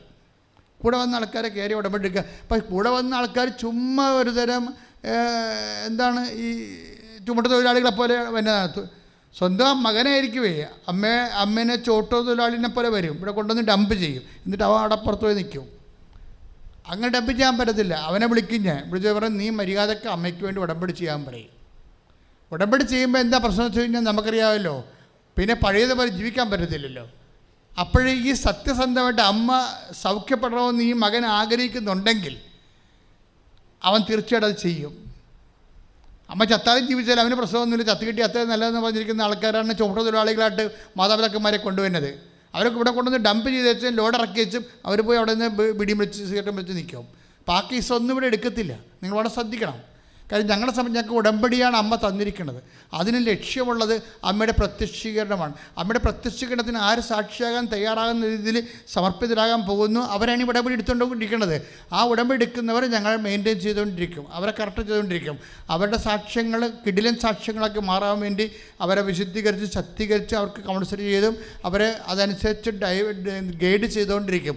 അതാണ് ഇവിടെ നടക്കുന്ന കൗൺസിലിങ്ങും എല്ലാ കാര്യങ്ങളും അങ്ങനെ തന്നെയാണ്. ലക്ഷ്യം മാതാവിൻ്റെ പ്രത്യക്ഷീകരണം സഭ ഏറ്റെടുക്കുക, ലോകത്തിനത് പ്രധാനപ്പെട്ട കാര്യമായി മാറുക. മറിച്ച് നിങ്ങൾ സുവിശേഷത്തിന് സാക്ഷികളാകുക, ദൈവത്തിന് വേണ്ടി ജീവിക്കുക, വിശുദ്ധീകരിക്കുക, നിങ്ങളെ ശക്തീകരിക്കുക, സാക്ഷികളാകുക. അത്തരം കാര്യങ്ങൾ നടക്കണം ഉടമ്പടിയിലൂടെ. അപ്പോഴേ എന്താ പ്രശ്നം വെച്ച് കഴിഞ്ഞാൽ അതിനെല്ലാം നിങ്ങളൊന്ന് പ്രാർത്ഥിച്ചേ, കർത്താവ് ദൈവമേ, ഉടമ്പടിയുടെ ആത്മാവ് പറഞ്ഞുകൊണ്ട് അമ്മയുടെ പ്രത്യക്ഷീകരണത്തിന്റെ സാക്ഷിയായി ജീവിക്കാൻ, അമ്മയുടെ പ്രത്യക്ഷീകരണത്തിന്റെ സാക്ഷിയായി ജീവിക്കുവാൻ എന്നെ ശക്തീകരിക്കണമേ. അപ്പൊ ഈ പ്രേക്ഷിത പ്രവർത്തനയുടെ ശക്തീകരിച്ചിട്ടാണ് ഷീജ വരണത്. അപ്പൊ ഈ കൈ അനങ്ങണില്ലല്ലോ. അപ്പം കുറച്ചനങ്ങ ഇപ്പോൾ ഈ പ്രേക്ഷിത പ്രവർത്തനങ്ങളൊക്കെ കൂടിക്കഴിഞ്ഞപ്പോൾ മാതാവ് ഒരു 50% ഹീലിംഗ് കൊടുത്ത് 50% ഹീലിംഗ് കൊടുത്ത്. അത് ഓട്ടോമാറ്റിക്കായിട്ട് സംഭവിച്ചതല്ല, അമ്മ കൊടുത്തതാണെന്നറിയാൻ വേണ്ടി 50% കൈ പൊങ്ങാൻ തുടങ്ങി. ആ 50% കൈ പൊങ്ങാൻ തുടങ്ങിയ കൈയും കൊണ്ട് ഇവിടെ വരുമ്പോൾ ഒരു വിശ്വാസപ്രവണത ചെയ്യുള്ളൂ. ആ കയ്യെ തൊട്ട് അപ്പോൾ തന്നെ കൈ പഴയതുപോലെ ബലം പ്രാപിച്ചു. പെട്ടെന്നാണ് സംഭവിക്കുന്നത്. ഇത്രയുമാണ് ഉടമ്പടി സംഭവം. അപ്പോൾ ഷീജ എന്താ പറയണത്? ഇപ്പം എനിക്ക് 2 പടല കൈ പഴമെടുത്ത് പൊക്കാൻ പറ്റും. അതാണ് സ്വപ്നം. അമ്മ എന്താ പറഞ്ഞത്? നീ കുറച്ചായിട്ട് നിനക്ക് കിട്ടിയത് പാസ് ചെയ്യുക, അപ്പോൾ പിന്നെ ഞാൻ തരും, അത് നീ പാസ് ചെയ്യുക. അവസാനം നിനക്ക് നിൻ്റെ കൈ 2 പടലപ്പഴം എടുത്ത് പൊക്കാൻ പറ്റുന്ന രീതിയിൽ നിൻ്റെ കൈ ഞാൻ ശക്തിപ്പെടുത്തുമെന്നാണ്. അപ്പോൾ ഇതെല്ലാം ചെയ്യേണ്ടത് അമ്മയാണ്. അപ്പം നമ്മൾ ചില ആൾക്കാരൊക്കെ പറയും, ഇപ്പോൾ നമ്മുടെ അച്ഛന്മാർക്ക് വരെ പേടിയാണ്. അവരിങ്ങനെ അമ്മ രോഗശാന്തി നൽകുക, പിന്നെ അവർ ത്രിത്വക ദൈവമൊക്കെ പറഞ്ഞുകൊണ്ട് അതിൻ്റെ കൂടെ ചേർത്ത് മേമ്പൊടിയൊക്കെ ചേർത്തൊക്കെ അവർ പറയത്തുള്ളൂ. പണ്ടൊരു അച്ഛനുണ്ടായിരുന്ന അച്ഛനും ഇതുപോലെ തന്നെ അവർക്ക് അമ്മ അത് ചെയ്യുമെന്നുള്ളതിനെ പറഞ്ഞ് അമ്മ മധ്യസ്ഥം വഹിക്കുന്നതാണ് ഇവരുടെയൊക്കെ തലയിരിക്കുന്നത്. അല്ല, കൃപാസനം പഠിപ്പിക്കുന്നത് അമ്മ പുത്രൻ തമ്പുരാൻ്റെ മാതാവായ പരിശുദ്ധ ദേവമാതാവാണ്. ഒരു മനുഷ്യൻ്റെ കണ്ണീരൊപ്പാൻ അമ്മയ്ക്ക് കഴിയും. ലൂർദിലൊക്കെ നടക്കുന്ന ഇപ്പോൾ 70 അനുഭവങ്ങളെ, അതിശയങ്ങളെ ലൂർദിൽ അംഗീകരിച്ച് ആര് ചെയ്തതാണ്? അമ്മ ചെയ്ത അനുഭവങ്ങളാണ്. കൃപാസനത്തിൽ സംഭവിക്കുന്നത് അത് തന്നെയാണ്. അമ്മയെ ദൈവം അതിനു വേണ്ടി, രക്ഷകൻ്റെ അമ്മയല്ലേ, മദർ ഓഫ് ഗോഡാണ് അവരെ, രക്ഷകൻ്റെ അമ്മയാണ്. അതുപോലെ തന്നെ നിങ്ങൾ അതേ രീതിയിൽ തന്നെ അമ്മയോട് സുവിശേഷ വിഹിതമായി ജീവിക്കാൻ വേണ്ടി ദൈവത്തോട് നിങ്ങൾ പരിശുദ്ധ അമ്മ വഴി മധ്യസ്ഥം വഹിക്കണം. അപ്പോൾ നിങ്ങളെ ദൈവം ശക്തിപ്പെടുത്തും. ആ ശക്തിപ്പെടുന്ന അനുസരിച്ച് കൊണ്ട് നിങ്ങൾക്ക് അമ്മയുടെ മധ്യശക്തി നിങ്ങൾക്ക് വ്യക്തിപരമായിട്ട് അനുഭവവേദ്യമാകും. അതുകൊണ്ട് എപ്പോഴും നമ്മൾ ചെയ്യേണ്ട കാര്യം ചൊല്ലുക എന്നതിനേക്കാൾ ഉപരി ചെയ്യാൻ നോക്കണം. അമ്മ സുഖപ്പെടുത്തി എന്ന് പറഞ്ഞാൽ എന്താ? നിങ്ങൾക്ക് എന്താ? നിങ്ങളുടെ കൈയും കാലും തന്നു പോവുക. അത് ഏറ്റു പറയാനുള്ള ധൈര്യം ഉണ്ടാണ് നമുക്ക്. അമ്മയാണ് എന്നെ സുഖപ്പെടുത്തിയത്.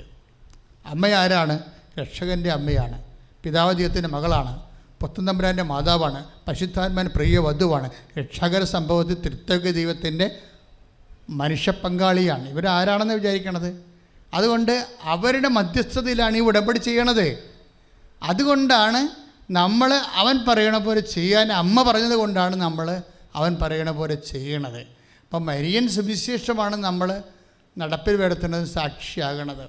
അതുകൊണ്ട് തന്നെ ലോകത്തിലെ ഈശോനെ സ്വീകരിച്ചത് അമ്മയാണ്, വയറ്റിലിട്ട് വളർത്തിയത് അമ്മയാണ്, പെറ്റ് ലോകത്തെ വളർത്തിക്കൊടുത്തതും അമ്മയാണ്, സഭയുടെ കൂടെ ഉണ്ടായിരുന്നത് അമ്മയാണ്, സഭ സ്ഥാപിച്ചപ്പോഴും സഭ വളർത്തിയപ്പോഴും അപ്പോസ്തലന്മാരെ പറഞ്ഞു വിട്ടതും ലോകത്തെ സുവിശേഷവൽക്കരിച്ചതും അമ്മയാണ്, മുഴുവനും അമ്മയാണ്.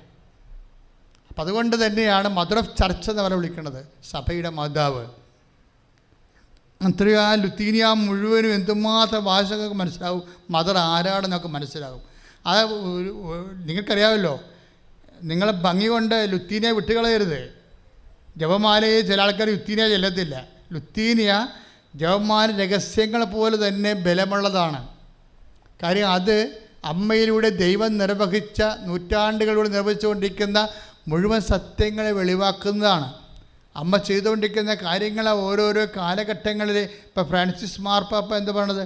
മദർ ഓഫ് റെഫ്യൂജി, അഭയാർത്ഥികളുടെ മാതാവ് എന്ന് വിളിച്ചത് ഈ കാലഘട്ടത്തിൻ്റെ ഒരവസ്ഥയുടെ സാധ്യത മാതാവിൽ കണ്ടുകൊണ്ട് അമ്മ അഭയാർത്ഥിയായി നടന്ന ആളാണ് ശരിക്കും. അതുകൊണ്ടാണ് എല്ലാ തരത്തിലുള്ള അഭയാർത്ഥികളെ സന്ധിക്കാൻ വേണ്ടി, മനുഷ്യൻ്റെ കഴിവിനൊക്കെ അപ്പുറത്ത് അഭയാർത്ഥികളെ സന്ധിക്കാൻ സാധിക്കുന്നതും പരിശുദ്ധ അമ്മയ്ക്കാണ്. അപ്പം അതുകൊണ്ട് നീ എവിടെയായിരിക്കുന്നുവോ, നീ ഒരു അഭയാർത്ഥി. അവൻ പറഞ്ഞില്ലേ, എനിക്ക് ഭക്ഷണം കിട്ടില്ല അമ്മയെന്ന് ഇങ്ങോട്ട് വിളിച്ചു അവൻ്റെ അമ്മയെക്കുറിച്ച് പറയുക. ഞാൻ മുസ്ലിം പള്ളി വാതിക്കല താമസിക്കുന്നത്. അവൻ ആരാണ് ശരിക്കും പറഞ്ഞാൽ? അഭയാർത്ഥിയാണ് ശരിക്കും പറഞ്ഞാൽ. യുദ്ധം വരുമ്പോൾ അവിടുന്ന് ഓടിപ്പോണവർ മാത്രമല്ല അഭയാർത്ഥികൾ. വേറെയും കൂലിയില്ല, ജോലിയില്ലാതെ നടക്കുമ്പോൾ നമ്മൾ ജനിച്ച മണ്ണിൽ അഭയാർത്ഥികളായി ജീവിക്കുന്നൊരു കാലമുണ്ട്. അപ്പോഴെല്ലാം അമ്മയാണ് നിനക്ക് അഭയം, അമ്മയാണ് നിനക്ക് ആശ്രയം, അഭിഷേകത്തോടെ കൈയടിക്കട്ടെ. നിങ്ങൾ ക്രിസ്തുവിനെ സ്വീകരിക്കുന്നതിൻ്റെ ഉദ്ദേശം എന്താണ്? നിത്യജീവൻ ഉറപ്പുവരുത്താൻ വേണ്ടിയാണ്. ആ ഒരു കാര്യത്തെക്കുറിച്ച് കാലഘട്ടത്തിൽ സംസാരിക്കാതെ നമ്മൾ മറ്റു പല കാര്യങ്ങളും സംസാരിച്ച് വരുമ്പോൾ നമുക്കറിയാവില്ല, ക്രിസ്തുവാണ് എല്ലാ വാഗ്ദാനങ്ങളുടെയും, ക്രിസ്തുവിലാണ് അത് എന്ന് പറയുന്നത്, എല്ലാം നിറഞ്ഞിരിക്കുന്നത്. അത് ആമേൻ പറയുന്നതാണ്, അവൻ പറയണത് പോലെ ചെയ്യാൻ അമ്മ പറയണതാണ്. അത് അമ്മ പറയുന്നൊരു ആമേനാണത് ശരിക്കും. അതാ 1 Corinthians 1:20 നമ്മൾ വായിച്ചത്. അപ്പം സഭയിൽ അങ്ങനെ അവൻ പറയണ പോലെ ചെയ്തു വരുമ്പോൾ തീർച്ചയായിട്ടും അടയാളം ഉണ്ടാകും. അതാണ് യോഹന്നാൻ പറയണത്. അങ്ങനെ കാനായിലെ വിവാഹാഘോഷ വേദിയിൽ യേശു ദൈവമഹത്വത്തിൻ്റെ ആദ്യ അടയാളം കണ്ടുവന്നു. ദൈവമഹത്വത്തിൻ്റെ അടയാളം സഭയിൽ കാണണം. ഇത് സഭയാണ്, ക്രിസ്തുവിൻ്റെ സഭയാണെങ്കിൽ അവിടെ അനുദിനം ദൈവമഹത്വത്തിൻ്റെ അടയാളങ്ങൾ കണ്ടുകൊണ്ടിരിക്കണം. മഹത്വത്തിൻ്റെ അടയാളങ്ങൾ നഷ്ടപ്പെടും. ചിലപ്പോൾ ഈ രോഗശാന്തി തട്ടിപ്പെന്നൊക്കെ പറഞ്ഞ് മറ്റുള്ളവർ നമ്മളെ പലതരത്തിൽ ആക്ഷേപിക്കുന്നില്ല. അതെല്ലാം പൈശാചിക ആക്രമണത്തിൻ്റെ ഒരു ഭാഗമാണ്. എന്താ കാരണം വെച്ച് കഴിഞ്ഞാൽ സഭയിലെ അടയാളം ലഭിക്കുന്നത് ക്രിസ്തുവിൻ്റെ മഹത്വത്തിൻ്റെ അടയാളമാണ്. കർത്താവ് അവരോട് സഹകരിക്കുകയും അടയാളങ്ങൾ കൊണ്ട് വചനം സ്ഥിരീകരിക്കുകയും ചെയ്തു. അതല്ലേ വചനം. മർക്കോസിൻ്റെ സുവിശേഷം ആദിമ സഭയുടെ മുഖമുദ്ര എന്താണ്? കർത്താവ് അവരോട് സഹകരിക്കണം. നമ്മളൊരു അടയാളം കാണുമ്പോൾ അതിൻ്റെ അർത്ഥം എന്താണ്? മർക്കോസ് എന്താ പറയണത്? 16:20 കർത്താവ് അവരോട് സഹകരിച്ചു, അല്ലെങ്കിൽ കർത്താവ് അവരോട് കൂടെ പ്രവർത്തിച്ചു. അപ്പോൾ കർത്താവിൻ്റെ ഇപ്പോഴത്തെ അവസ്ഥ എന്താണ്? നമ്മളുടെ കൂടെ പ്രവർത്തിക്കും. ആരുടെ മധ്യസ്ഥത്തിൽ? അമ്മയുടെ മധ്യസ്ഥത്തിൽ. കർത്താവ് എന്താ ചെയ്യണത്? കർത്താവ് നമ്മോട് കൂടെ പ്രവർത്തിക്കുകയും പിന്നെന്ത് ചെയ്യും? അടയാളങ്ങൾ കൊണ്ട് എന്തു ചെയ്യും? വചനം സ്ഥിരീകരിക്കുകയും ചെയ്യും. നീ എടുത്ത ഉടമ്പടിയുടെ സ്ഥിരീകരണം വരണത് അടയാളത്തിലൂടെയാണ്. അപ്പോൾ മഹത്വത്തിൻ്റെ അടയാളങ്ങൾ അസ്തമിക്കുകയോ മങ്ങുകയോ ചെയ്യുമ്പോൾ പിന്നെ സഭയിൽ വേറെ ഒന്നുമില്ല, അധികാരം മാത്രമേ ഉള്ളൂ.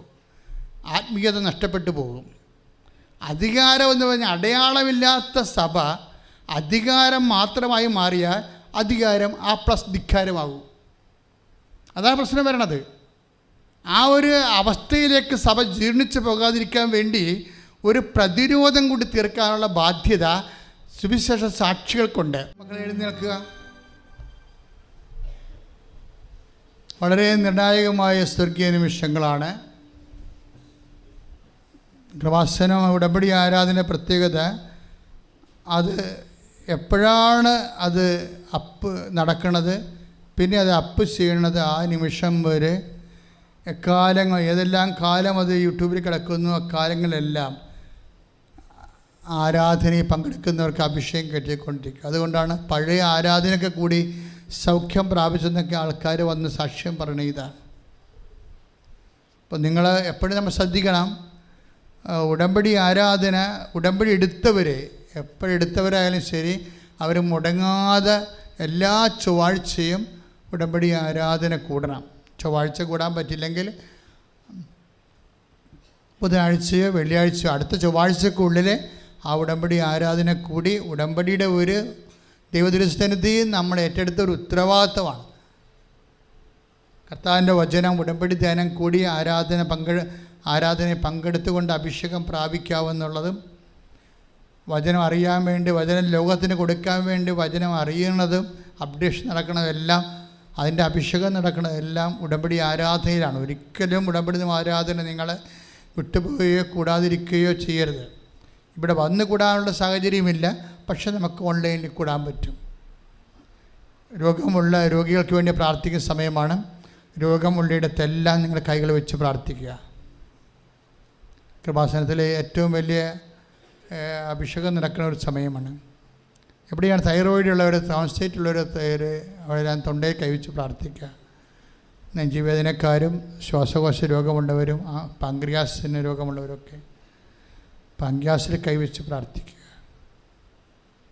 നെഞ്ചിൽ കൈവച്ച് ഉദരരോഗികളെ ഉദരത്തിൽ കൈവച്ച് പ്രാർത്ഥിക്കുക.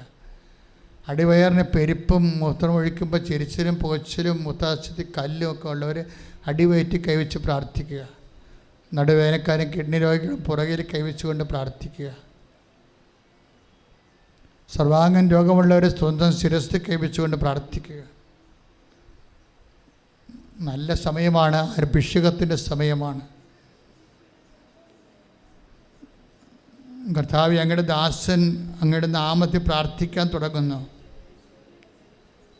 ഓ ആരാധ്യനെ, അമ്മ മാതാവ് ജീവനോടെ പ്രത്യക്ഷപ്പെട്ടുകൊണ്ട് മധ്യസ്ഥം വഹിച്ച സ്ഥലമാണിത്. ഈശോ ജീവനോടെ അൾത്താറിൽ എഴുന്നള്ളിയിരിക്കുന്ന വിശുദ്ധമായ നിമിഷങ്ങളിലെ അടയാളങ്ങൾ കാണിക്കണമെന്ന് പ്രാർത്ഥിക്കുന്നു. ആദിമസഭയെപ്പോലെ ഞങ്ങൾ പ്രാർത്ഥിക്കുന്നു. കർത്താവേ, അങ്ങയുടെ ഏകജാതനായ യേശുക്രിസ്തുവിന്റെ നാമത്തിൽ സഭയിൽ അടയാളങ്ങൾ കാണിക്കണമേ. കർത്താവേ, അങ്ങേ ദാസനായ യേശുക്രിസ്തുവിന്റെ നാമത്തിൽ സഭയിൽ അടയാളങ്ങൾ കാണിക്കണമേ. സ്തുതിക്കട്ടെ, സ്തുതിക്കട്ടെ. കർത്താവേ, ദാസനായ യേശുക്രിസ്തുവിന്റെ നാമത്തിൽ സഭയിൽ അടയാളങ്ങൾ സംഭവിക്കട്ടെ. കർത്താവേ, ദാസനായ യേശുക്രിസ്തുവിന്റെ നാമത്തിൽ സഭയിൽ അടയാളങ്ങൾ സംഭവിക്കട്ടെ. കർത്താവേ, ദാസനായ യേശുക്രിസ്തുവിന്റെ നാമത്തിൽ സഭയിൽ അടയാളങ്ങൾ സംഭവിക്കട്ടെ. യേശുവേ, നിന്റെ ഉന്നതമായ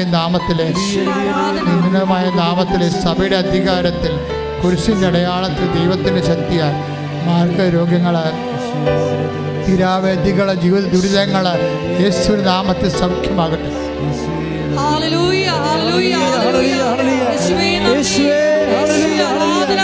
എല്ലാ രോഗികളെയും സമർപ്പിച്ച് പ്രാർത്ഥിക്കുന്നു. എല്ലാ മക്കൾക്കും ശക്തി നിറച്ച് സൗഖ്യം പ്രദാനം ചെയ്യണമെന്ന് പ്രാർത്ഥിക്കുന്നു.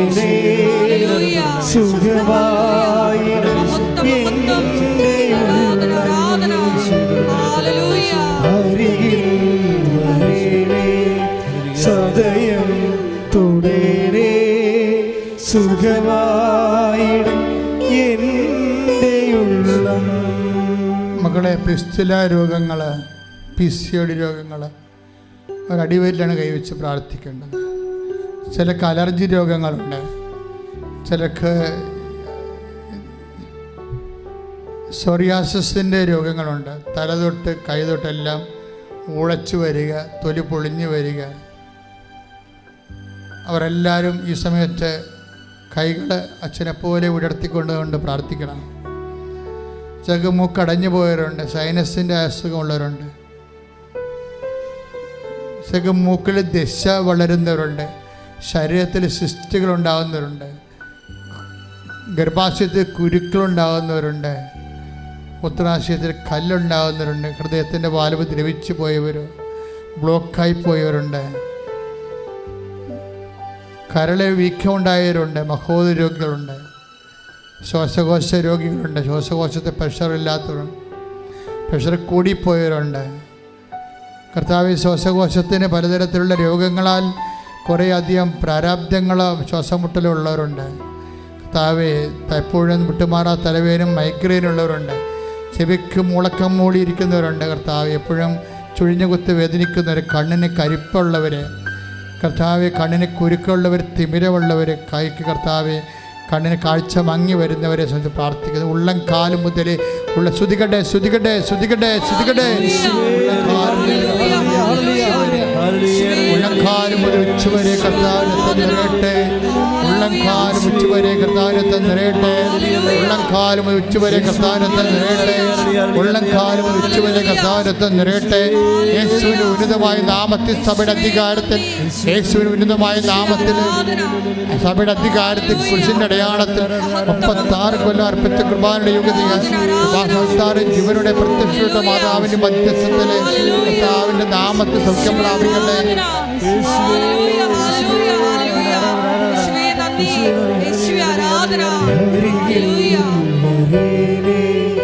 സദയം തുടരേ സുഖമായിടും എൻ്റെ ഉള്ളം.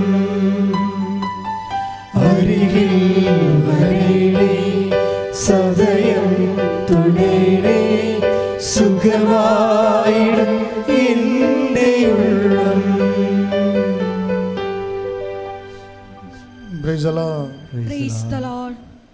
കർത്താവിൻ്റെ സന്നിധിയിലാണ് ആയിരിക്കുന്നതെന്നുള്ള ആഴമായ ബോധ്യം ഉണ്ടാവണേ. നാക്ക് വിണ്ടുപോയവർ, നാക്ക് കുറുനാക്ക് പോലെ വന്നവർ, നാക്ക് കൊണ്ട് തളർന്നു പോയവർ, അവരൊക്കെ കർത്താവ് സുഖപ്പെടുത്തുന്നു. അതുപോലെ കണ്ണിന് വിഷമമുള്ളവരെ, വിങ്ങലുള്ളവരെ, എൻ്റെ ഇടത് കണ്ണിന് വീക്കമുള്ളവരെ കർത്താവ് സുഖപ്പെടുത്തുന്ന സന്ദേശമുണ്ട്. എന്തൊക്കെ ഇങ്ങനെ കയ്യിലിരുന്നുകൊണ്ട് പുള്ളി ചൊള്ളച്ചു വരുന്ന പോലെ കാണിക്കുന്നുണ്ട്. അതെല്ലാം ഈശോ സൗഖ്യപ്പെടുത്തിക്കൊണ്ടിരിക്കുന്ന സന്ദേശമുണ്ട്. ശ്രുതികട്ടെ ശ്രുതികട്ടെ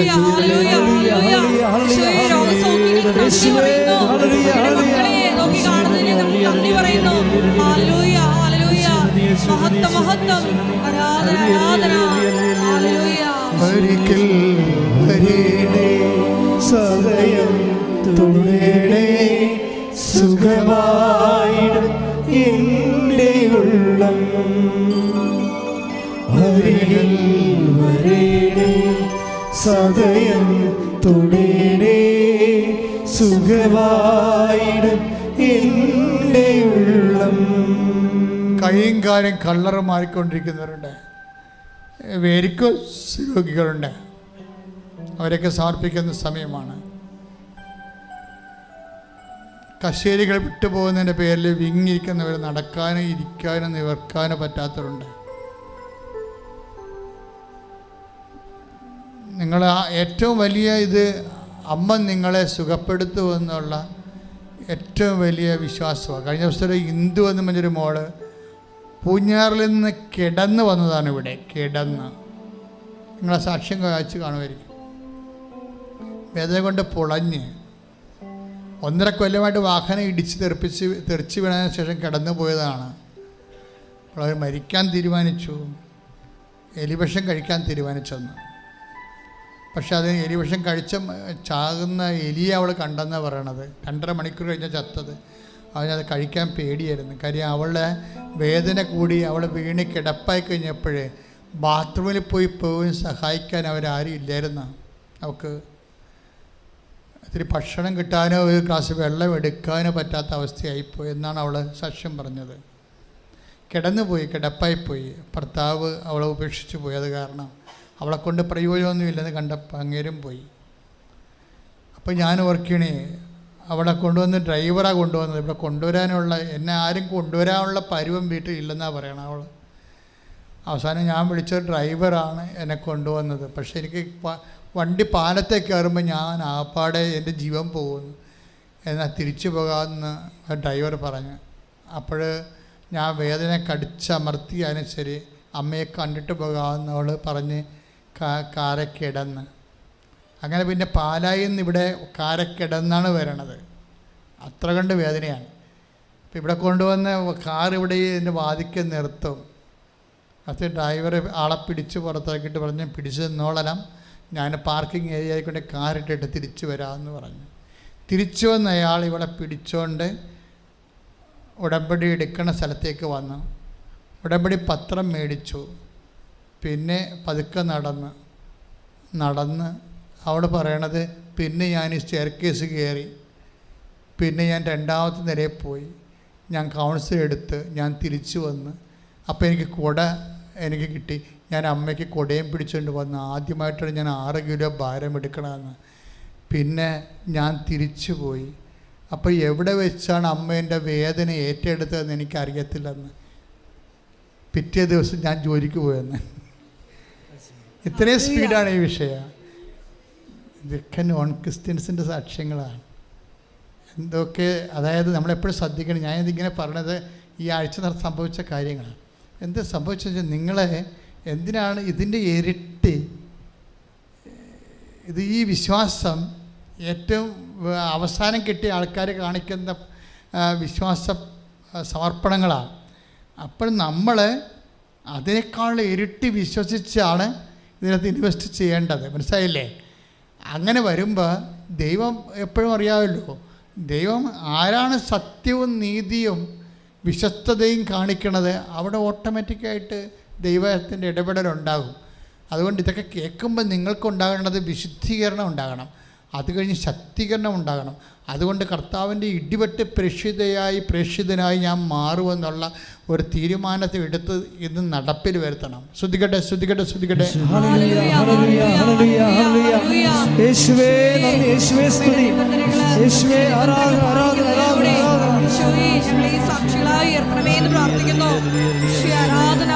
hallelujah hallelujah. മഹത്വം മഹത്വം. ആരാധന ആരാധന. ഹല്ലേലൂയ.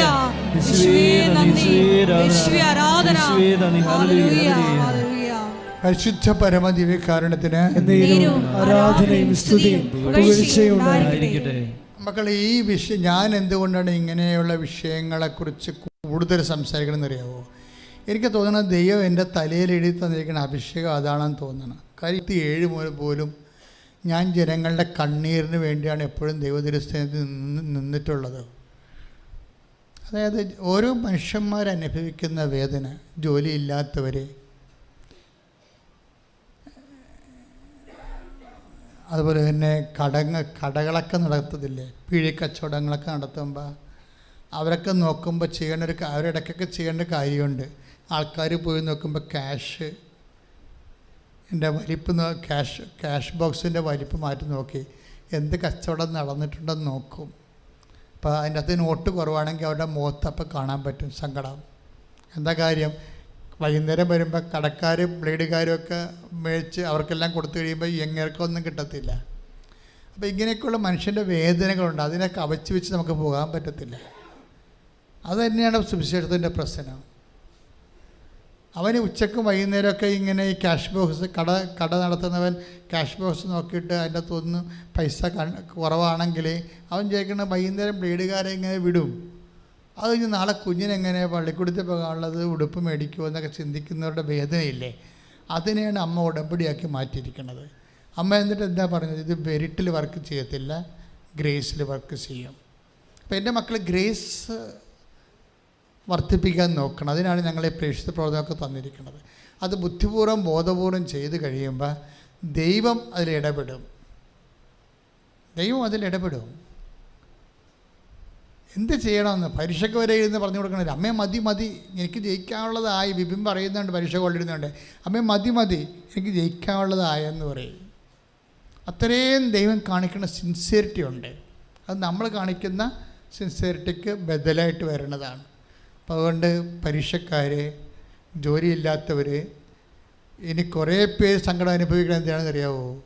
അവർക്ക് വിസ വന്നിട്ടില്ല. അതാണ് അവരുടെ പ്രശ്നം.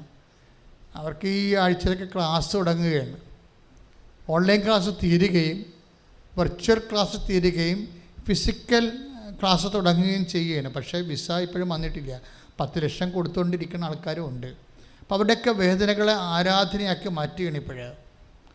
ഇതുപോലെ തന്നെയാണ് വീടും സ്ഥലവും, വസ്തു വിൽപ്പന, കടം, ഓരോരോ സാധനങ്ങൾ വിൽക്കാൻ ആഗ്രഹത്തിൽ സമയത്ത് വിൽക്കാൻ പറ്റാതിരിക്കുകയും, അപ്പോൾ സമയത്ത് വിൽക്കാൻ പറ്റുന്നില്ലെങ്കിൽ വാങ്ങാൻ പറ്റാതിരിക്കുകയും ചെയ്യും. എല്ലാം ബ്ലോക്കാവും. ഒരു ബ്ലോക്ക് വന്നാൽ അതിൻ്റെ കൂടെ കുറേ ബ്ലോക്കുകൾ ഒരുമിച്ച് വരും. ഒരു ബ്ലോക്ക് മാറുമ്പോൾ എല്ലാ ബ്ലോക്കുകളും മാറും. അപ്പോൾ ഇതൊക്കെ ജീവിതം മുന്നോട്ട് പോകാനുള്ള മേഖലകളെല്ലാം ദൈവം ഇടപെടും.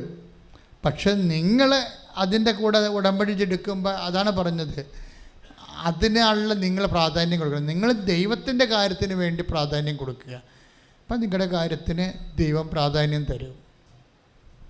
അതുകൊണ്ട് പ്രാർത്ഥിക്കുക, കർത്താവായ ദൈവമേ, ജോലിയില്ലാത്തവരെ, വീടില്ലാത്തവരെ, ഉള്ള വീട്ടിൽ പൊറുക്കാൻ പറ്റാത്തവരെ, കടക്കാര് കാരണം വീട് വിട്ടു പോകുന്നവരെ, നാട് വിട്ടു പോകുന്നവരെ തിരിച്ചു കൊടുക്കാൻ ജന്മത്ത് ആവത്തില്ലെന്നുള്ള ദുരന്ത സത്യം തിരിച്ചറിഞ്ഞ് ഉടമ്പടി മാതാവിന്റെ മുമ്പിലെ അഭയം പ്രാപിച്ചവരെ എല്ലാവരെയും ഓ ഈശോയെ, അമ്മയുടെ മധ്യസ്ഥത്തില് ഈ നിമിഷം ഈ ആരാധനയിൽ വെച്ചുകൊണ്ട് നിനക്ക് ഞങ്ങൾ ദുഃഖത്തോടെ പ്രാർത്ഥിച്ചുകൊണ്ട് എല്ലാ കണ്ണുനീരും അങ്ങേക്ക് സമർപ്പിക്കുന്നു.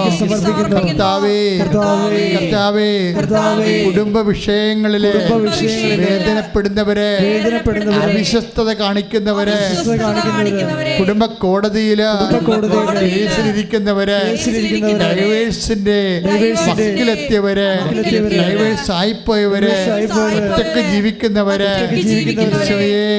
പലതരത്തിലുള്ള വീട്ടുഞെരുക്കങ്ങളിലെ പൊറുതിമുട്ടുന്നുള്ള മേൽ ദൈവത്തിന്റെ കാരുണ്യം ചൊരിയട്ടെ, ദൈവത്തിന്റെ കാരുണ്യം ചൊരിയട്ടെ.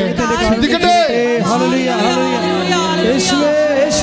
ഞങ്ങൾ അനുഭവിക്കുന്ന എല്ലാ ജീവിത വിഷയങ്ങളുടെ മേൽ കരുണയായിരിക്കണമേ എന്ന് പ്രാർത്ഥിക്കുന്നു.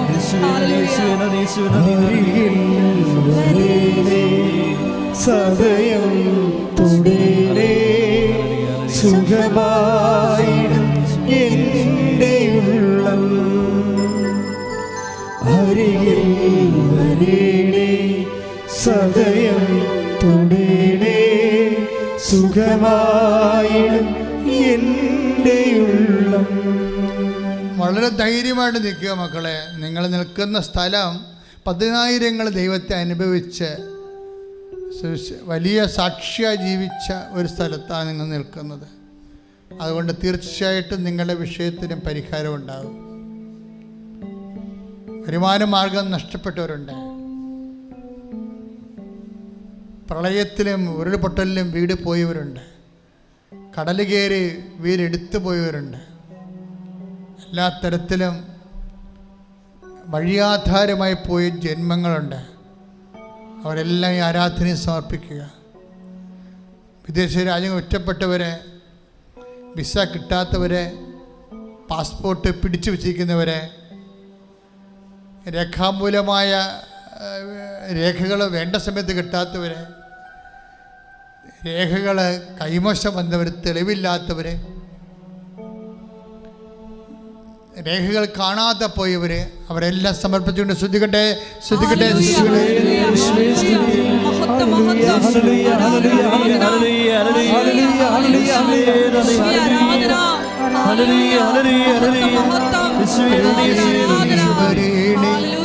സദയം തൊടേനേ സുഖമായിടും എൻ്റെ ഉള്ളം, അരികിൽ വരേണേ സദയം തൊടേനേ സുഖമായിടും എൻ്റെ ഉള്ളം. വിവാഹത്തോരാത്തവരെ, മക്കളില്ലാത്തവരെ, ഉള്ള മക്കൾക്ക് ഗുരുതരമായ രോഗങ്ങളുള്ളവരെ, ഹൃദയത്തിന് ദൂരമുള്ളത് കുഞ്ഞുങ്ങൾ, ഹൃദയത്തിന് ശരീരത്തിൻ്റെ അവയവങ്ങൾക്ക് ഓപ്പറേഷൻ വെച്ചിരിക്കുന്ന കുഞ്ഞുങ്ങൾ, നടക്കാത്ത കുഞ്ഞുങ്ങൾ, കഴുത്തുറക്കാത്ത കുഞ്ഞുങ്ങൾ, അവിടെ മേലെല്ലാം മാതാവിൻ്റെ കൈകൾ വെക്കാൻ വേണ്ടി ശ്രദ്ധിക്കട്ടെ, ശ്രദ്ധിക്കട്ടെ, ശ്രദ്ധിക്കട്ടെ.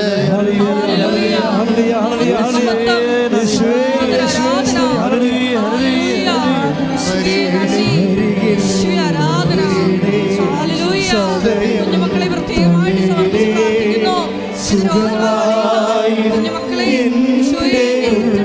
പ്രാർത്ഥിക്കുന്നു.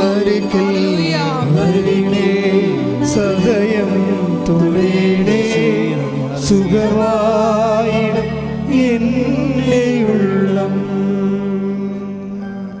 കടങ്ങളിൽ കേസിലകപ്പെട്ടിരിക്കുന്നവരെ, മക്കളില്ലാത്തവരെ, വർഷങ്ങളായിട്ട് മക്കളില്ലാത്തവരെ, പ്രിയപ്പെട്ടവർ മരിച്ചു പോയതിൻ്റെ വേദന മാറാതിരിക്കുന്നവരെ, ഭർത്താവോ ജീവിത പങ്കാളിയോ മക്കളോ അമ്മയോ ഒക്കെ നഷ്ടപ്പെട്ടു പോയവരെ, അതിൻ്റെ വേദനയ്ക്ക് ശമനമില്ലാതെ ഉള്ളിൽ വെന്തനീറ് നെരിപ്പോട് പോലെ നടക്കുന്നവരുടെ മേൽ ഓരോരോ കാര്യങ്ങൾക്ക് വ്യത്യസ്തമായ വേദന അനുഭവിച്ചുകൊണ്ടിരിക്കുന്നവരുടെ മേൽ ദൈവത്തിൻ്റെ കരുണ ചൊരിയട്ടെ, ദൈവത്തിൻ്റെ ശക്തി ഒഴുകട്ടെ, പരിശുദ്ധം അവർക്ക് വേണ്ടി മധ്യസ്ഥം വഹിക്കട്ടെ, ദൈവത്തിൻ്റെ ശക്തി.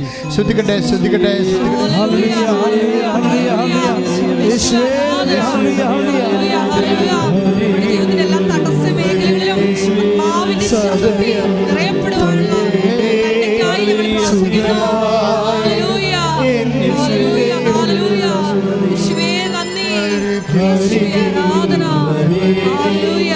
സദയം തുളേണേ സുഖമായിടും എൻ്റെ ഉള്ളം. ഒരു നിമിഷം മൗനമായി അച്ഛൻ എവിടെയെങ്കിലും വിട്ടുപോയിട്ടുണ്ടെങ്കിൽ എൻ്റെ മക്കളത് ഈശോയ്ക്ക് പരിശുദ്ധ വഴി ഏൽപ്പിക്കുക. വയറ് വീർത്തു വരുന്നവരുണ്ട്, ചില ബ്ലാഡറുകൾ, ചില ഓപ്പറേഷൻ്റെ സൈഡ് എഫക്ട്സ് ഉള്ള രോഗികളുണ്ട്. അവരെല്ലാം അച്ഛൻ ഓർക്കുന്നുണ്ട്.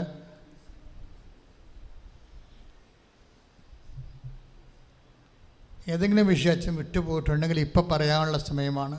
പരിശുദ്ധ അമ്മ വഴി ആരാധനയ്ക്ക് സമർപ്പിക്കണമെന്ന് പറഞ്ഞാൽ മാത്രം മതി. സമാപന ആശീർവാദം. കൈകൾ കൂപ്പി കണ്ണുകളടച്ച് ശിരസ് നമിച്ച് സ്വീകരിക്കും.